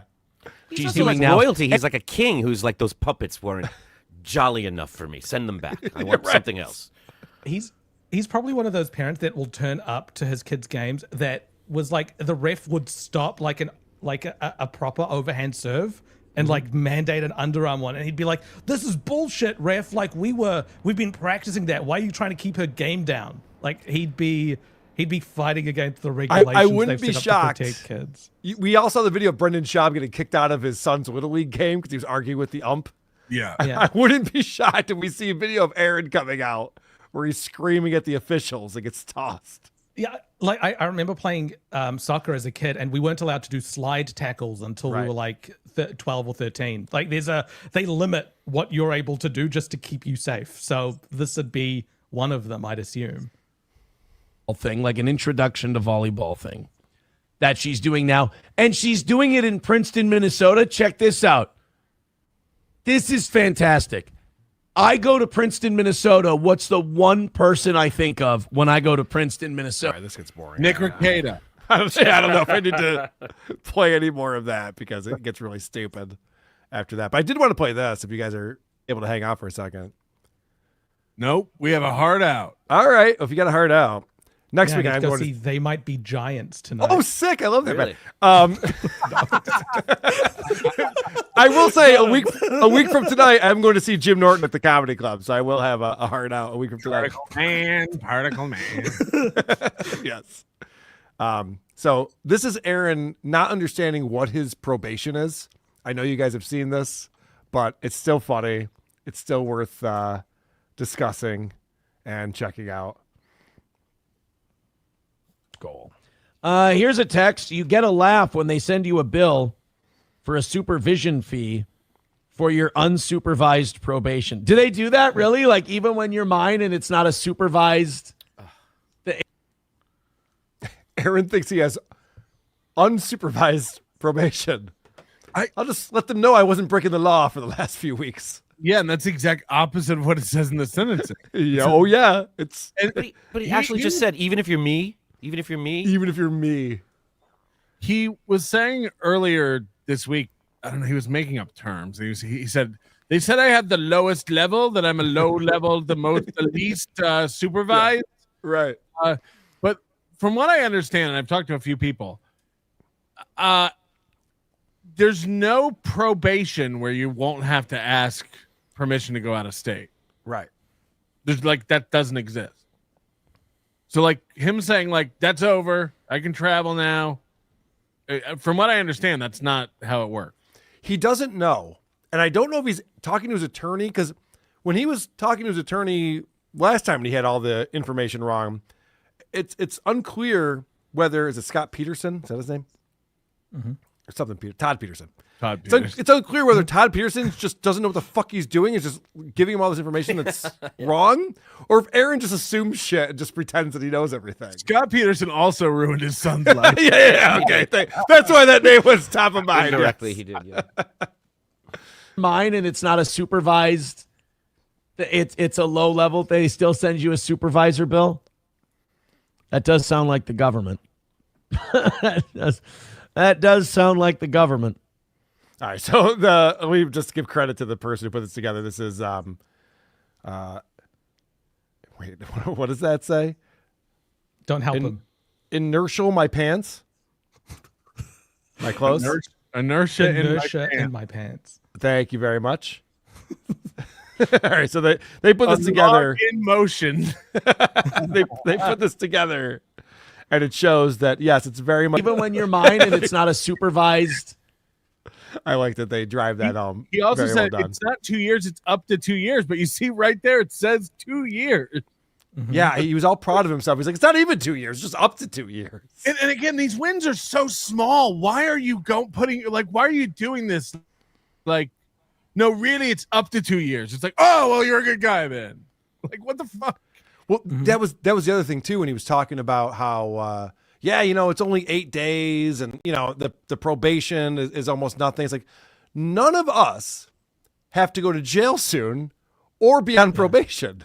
Like, that's weird. That's a weird thing to have happen from doing your podcast. All of us are podcasters, and none of us ever gotten arrested for what we did on our podcast before. That's crazy.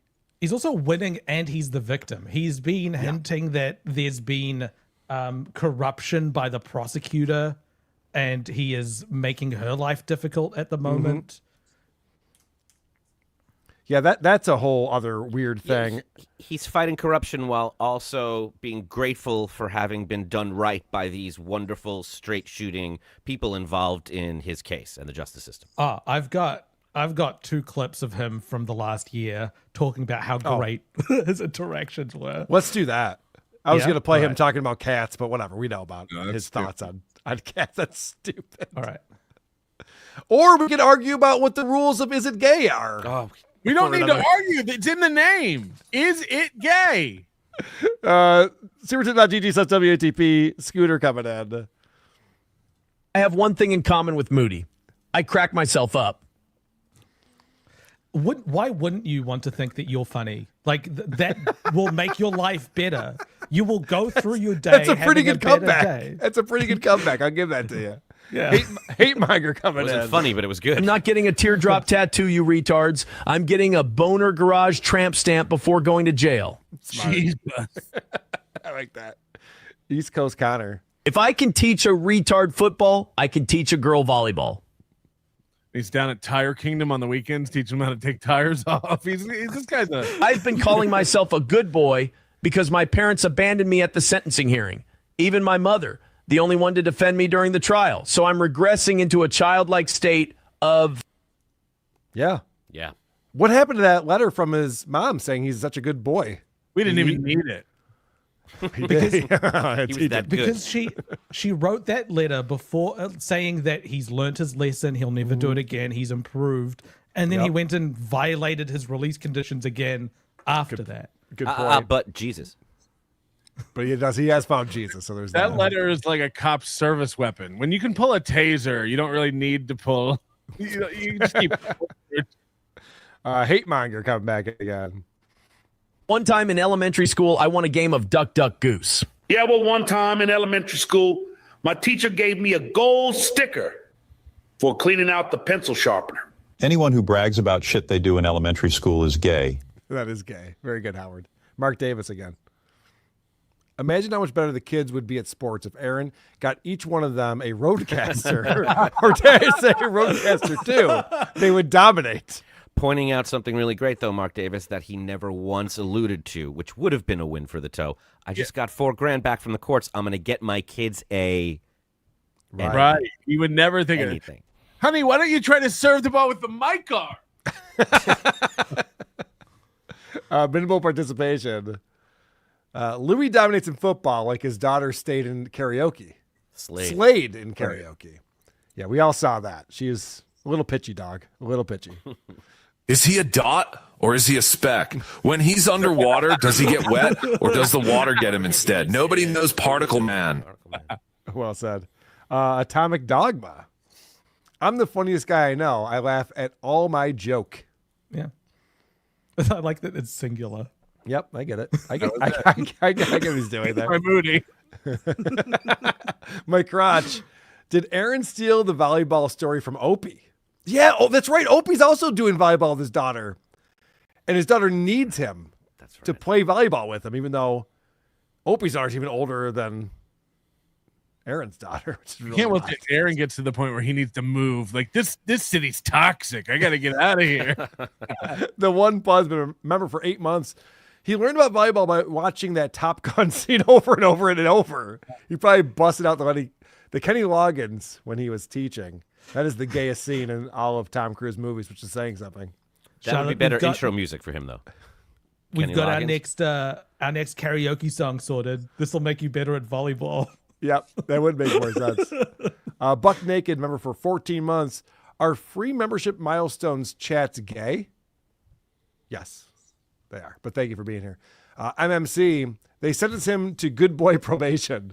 You get the good boy probation. John O'Reilly, meanwhile, what happened to his religious fervor? I know that's gone away, hasn't it?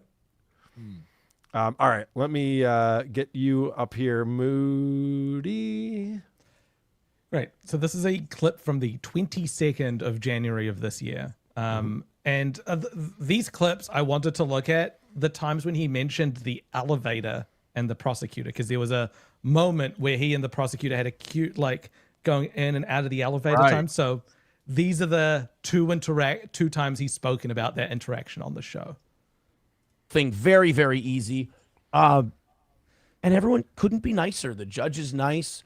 I rode in the elevator with the prosecutor today. It started with a little chuckle.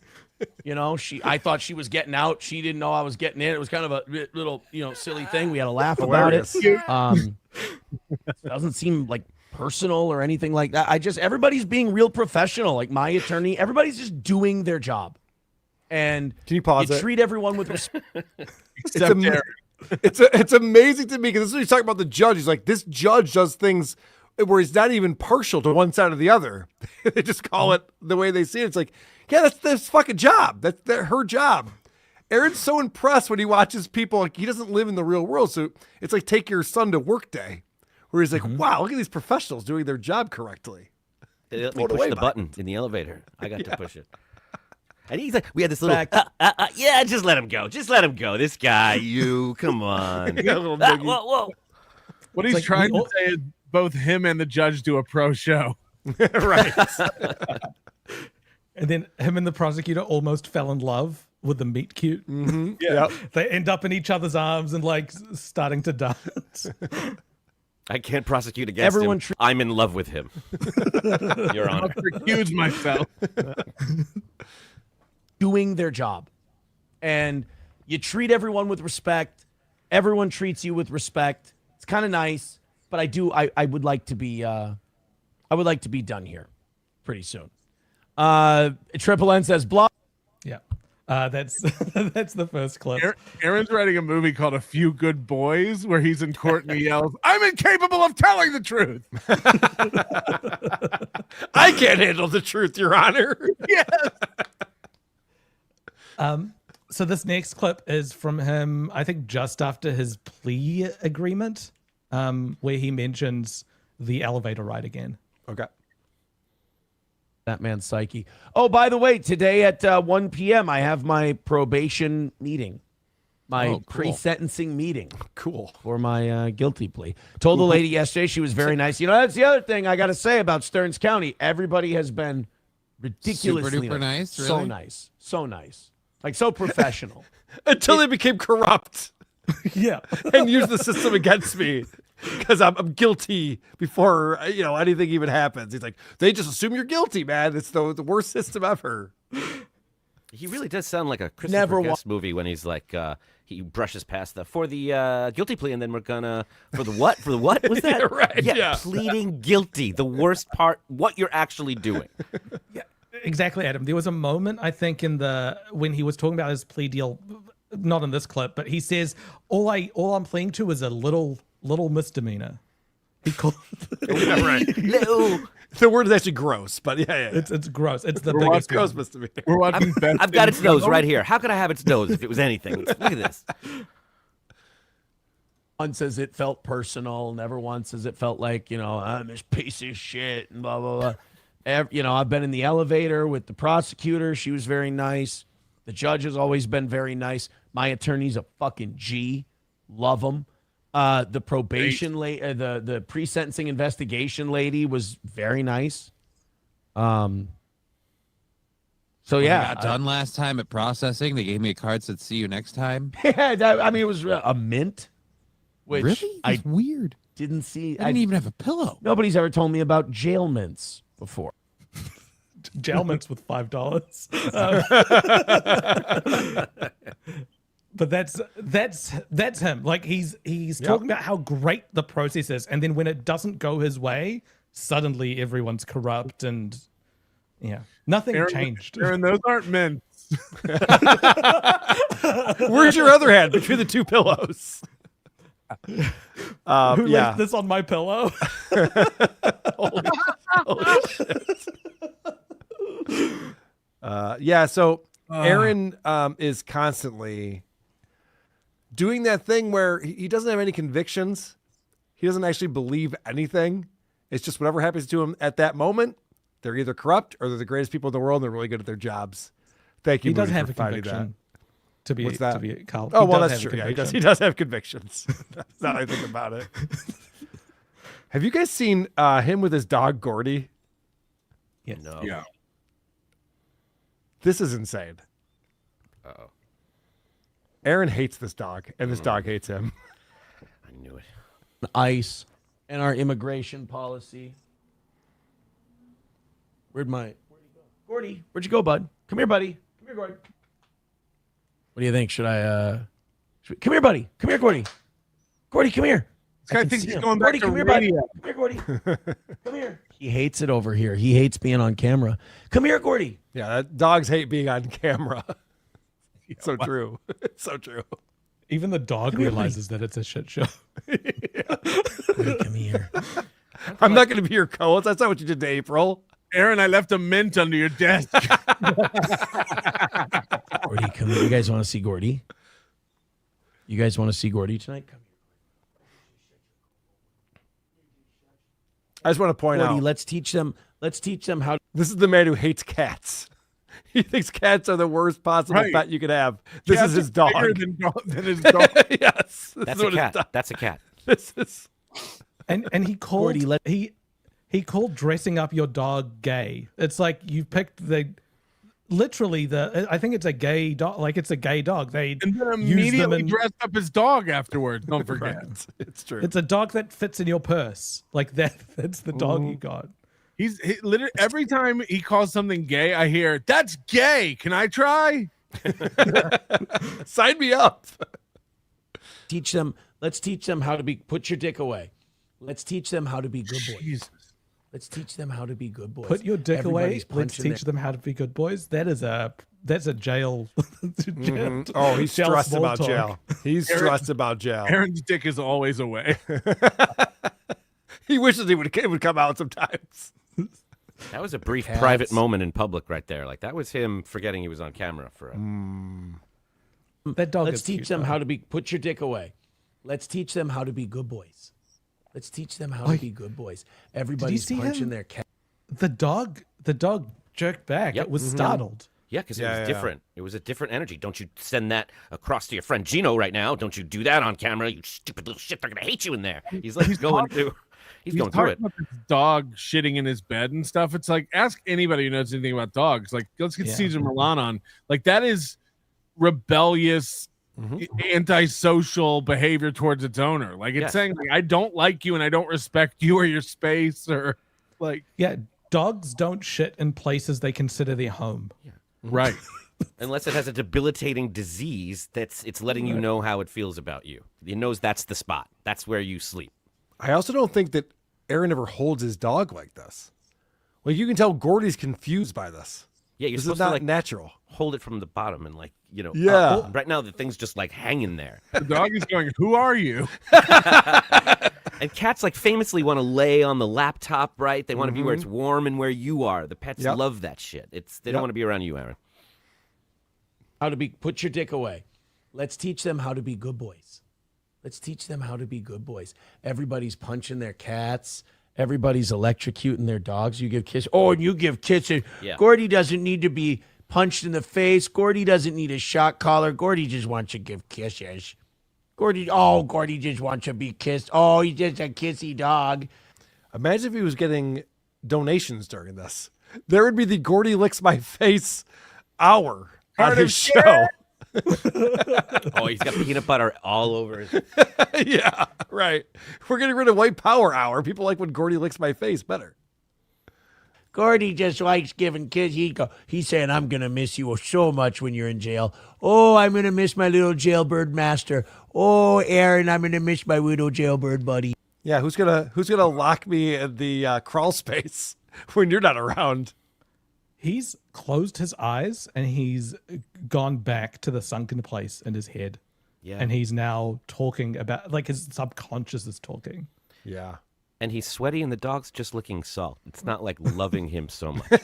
No shit. When you put a dog like face to face like he just did, like they know after a while you're cool, but that's the universal sign for we're going to fight. When you like put its eyes right like that. So as soon as he stopped doing that, they started licking him like, okay, I'll get some salt and then I'm going to run away really fast when you stop being a freak.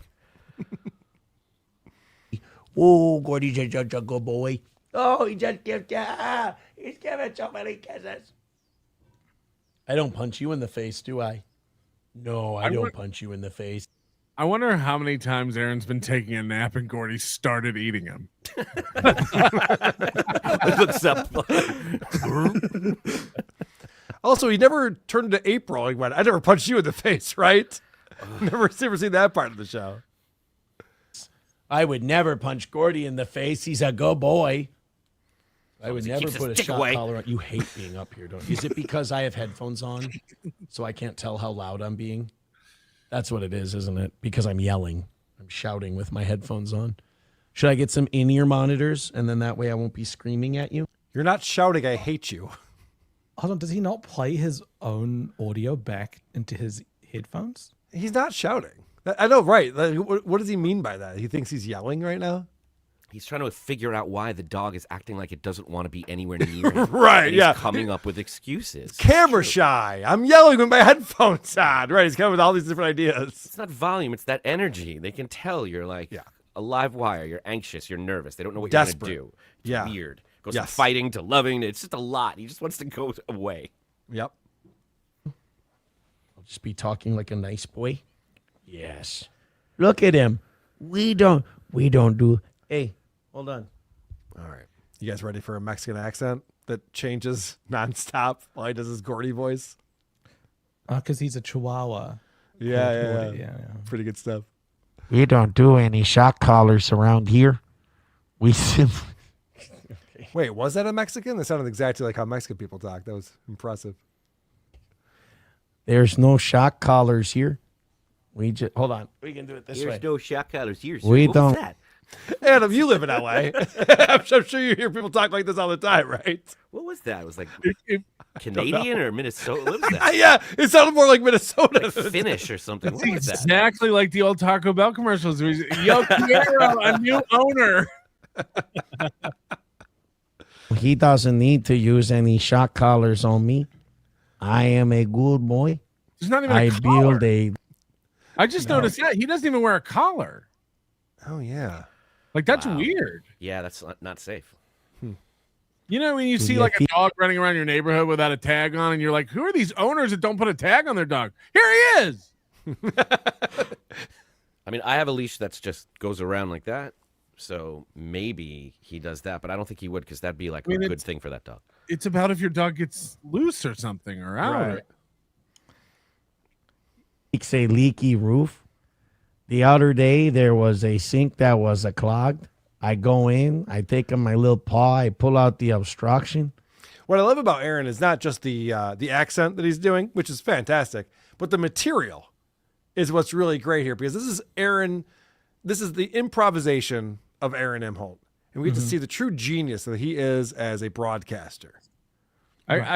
And real quickly, I'll take it back because April used to wear a collar and she didn't get returned. Was a sink that was clogged. I go in, I take on my little paw, I pull out the obstruction, and the cloggy's gone. I saved him $15 on a. That famous stereotype that Mexicans are plumbers.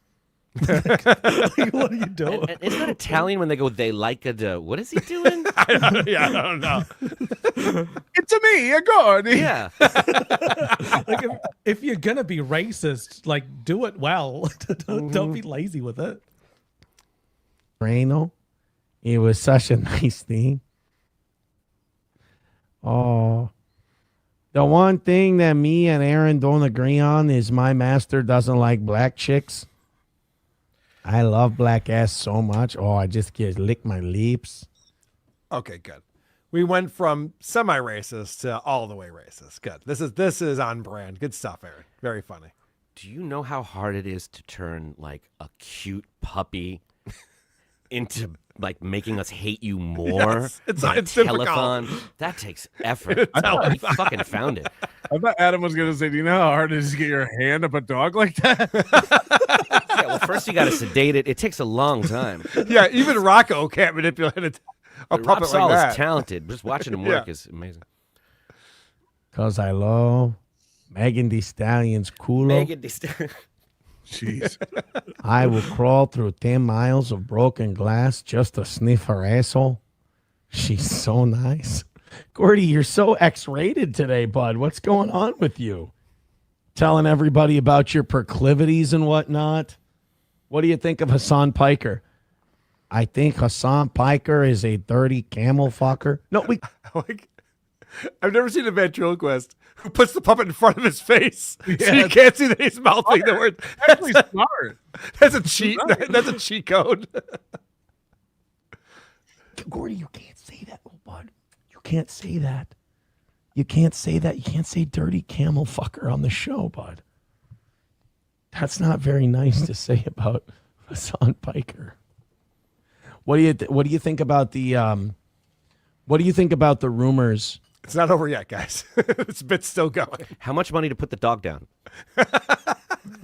He should have done that. Like on Here's the 50. floor or Permanently. Oh, no, I meant on the floor. That's different.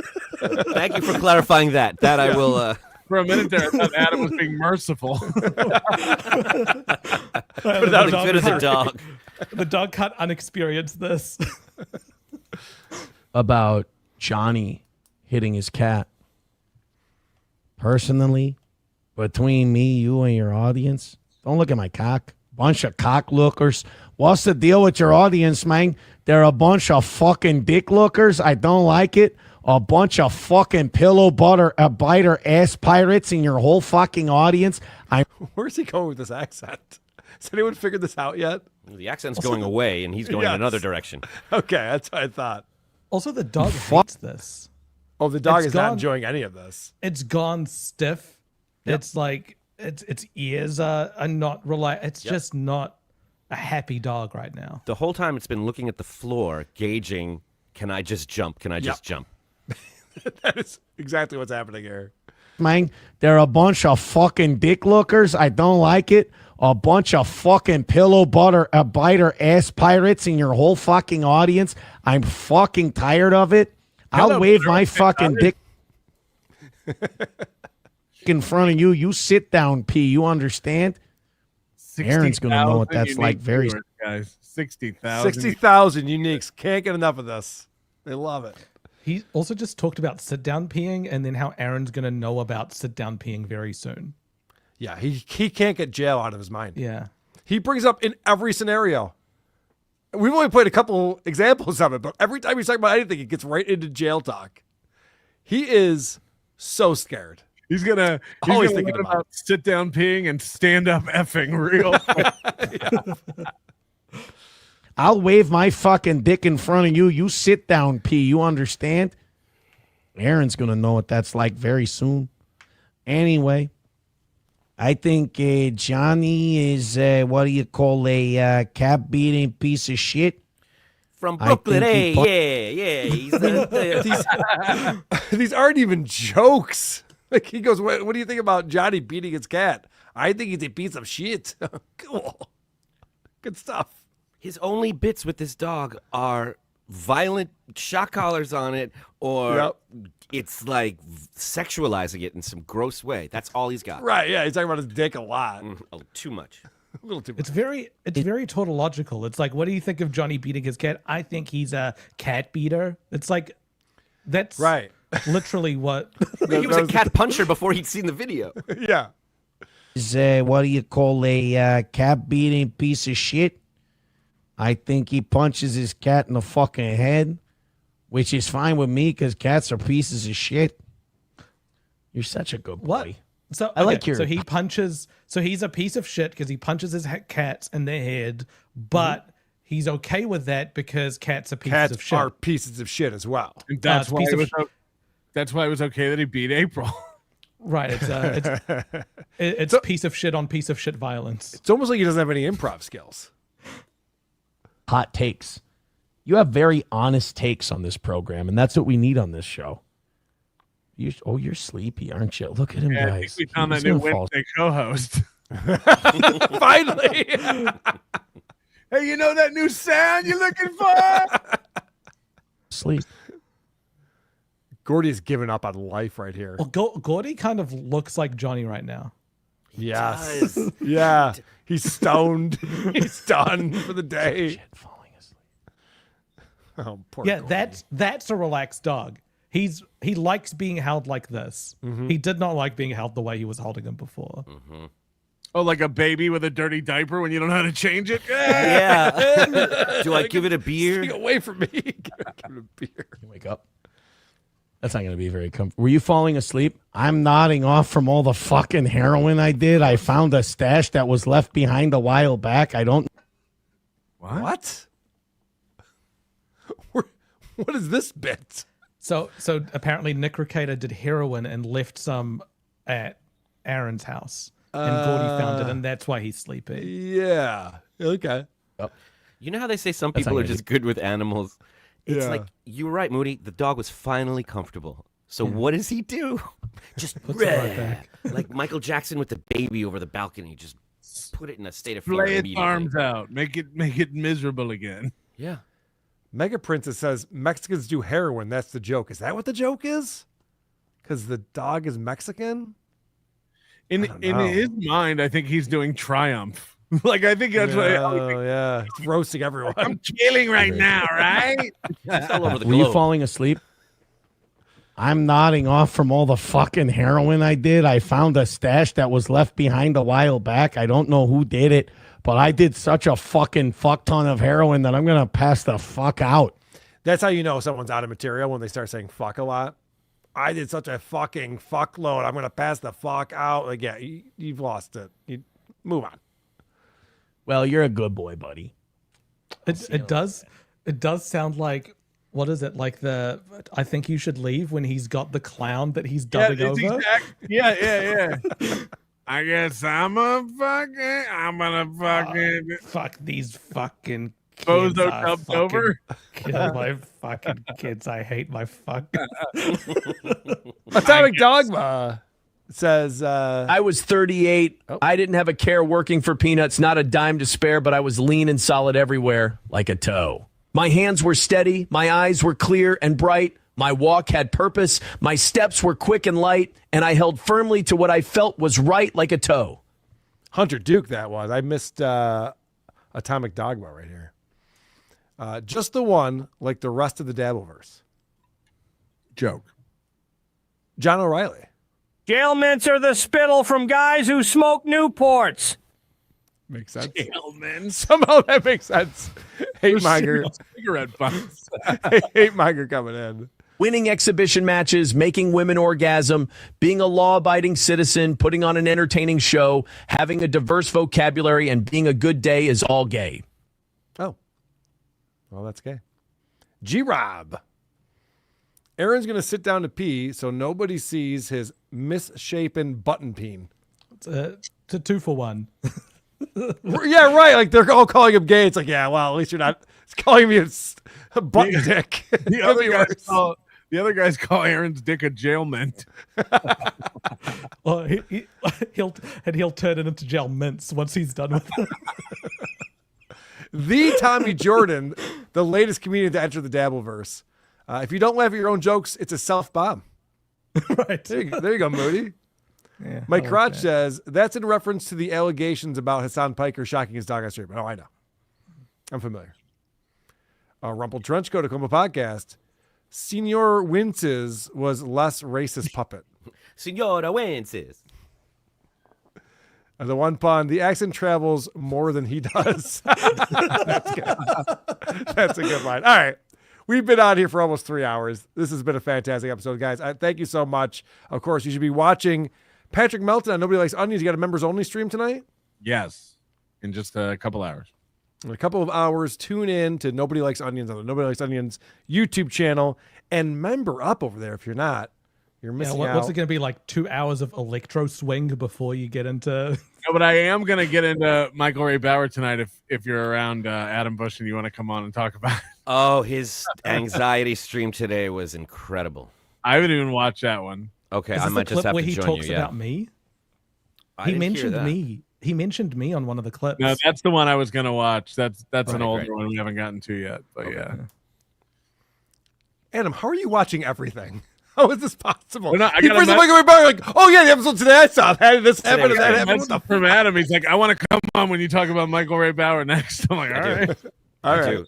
Today was it's nuts. He's just on a downward spiral. It's amazing to see. He's been on the downward spiral since Salute Your Shorts. Right. I know. It's Yeah, like in but- slow-mo. It's wild. But he's like a flywheel. He's got a lot of momentum, so it can like sustain itself like those Yeah. coins on a wishing well. It's always brightest right before it burns out.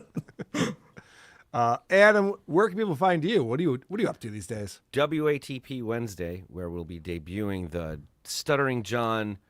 What is it? The arm wrestling Pro Football Arm Pro Wrestling Football. Championship that aired on CBS in 2017, and somehow we have every episode of it. Mm-hmm.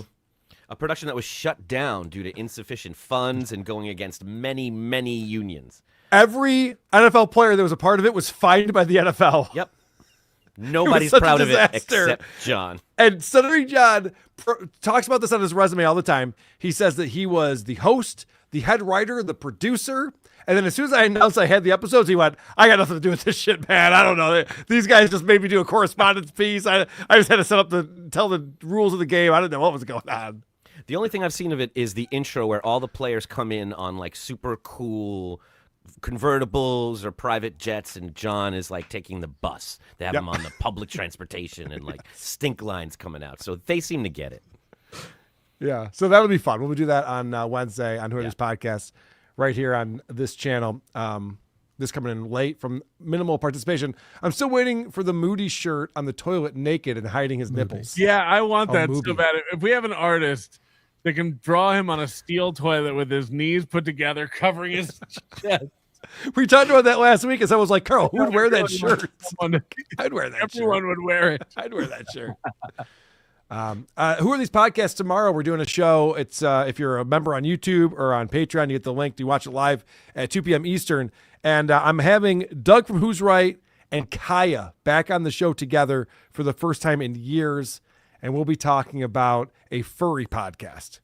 Also, at 10 a.m. tomorrow morning, Rock will be tweeting out that there's no show today. So you want to wake up. I would have missed that. Very possible. Moody, anything else? Just don't interrupt me. Like I've got work to do. I don't need people reaching out or watching anything I do. I'm busy. Thank you. I like that. He's very orderly, this guy. It's a man who loves what he does. This is Shut up. It's my reality TV show. I enjoy this. This Carl. is my. For Moody, Patrick Melton, and Adam Bush, I'm Carl saying another win for the town. There's a show in town, it's going down. Every week we're back on solid ground. Steel toe slipping, but we're gripping. Got the tea to spill, it's always flipping. From April's script to Aaron's glee. Oh, this drama's just a spree. Polydrama, legal trauma. Another win, oh, that's the karma. This little piggy went to YouTube. This little piggy's on Rumble now. This little piggy's begging for dollars. And this little piggy's breaking down. Wow, every week we'll recap and flow. Tune in for this little piggy show. All right, we got through a chorus. I just got this in on Super Tip. Moody's still here. Anonymous says, religion is the final refuge of the spirit too timid to face its own freedom. It's the coward sanctuary where fear is mistaken for faith and submission masquerades as salvation. I think religion does good things too, but I hear what you're saying. It's fine. It's like Thank you very much. It's like the alt-right turn that people take when they've run out of, like they find themselves not able to live up to criticism. They'll be like, I'm getting canceled, and then just be like, Trump is great, and then they go down that route. All right, well, way to make it political. I appreciate you, Moody. Well, thanks for bringing this back. Yeah, man. I wanted to hit that because somebody Appreciate gave me $10, so I did that. All right, bye, everybody. Bye. Bye.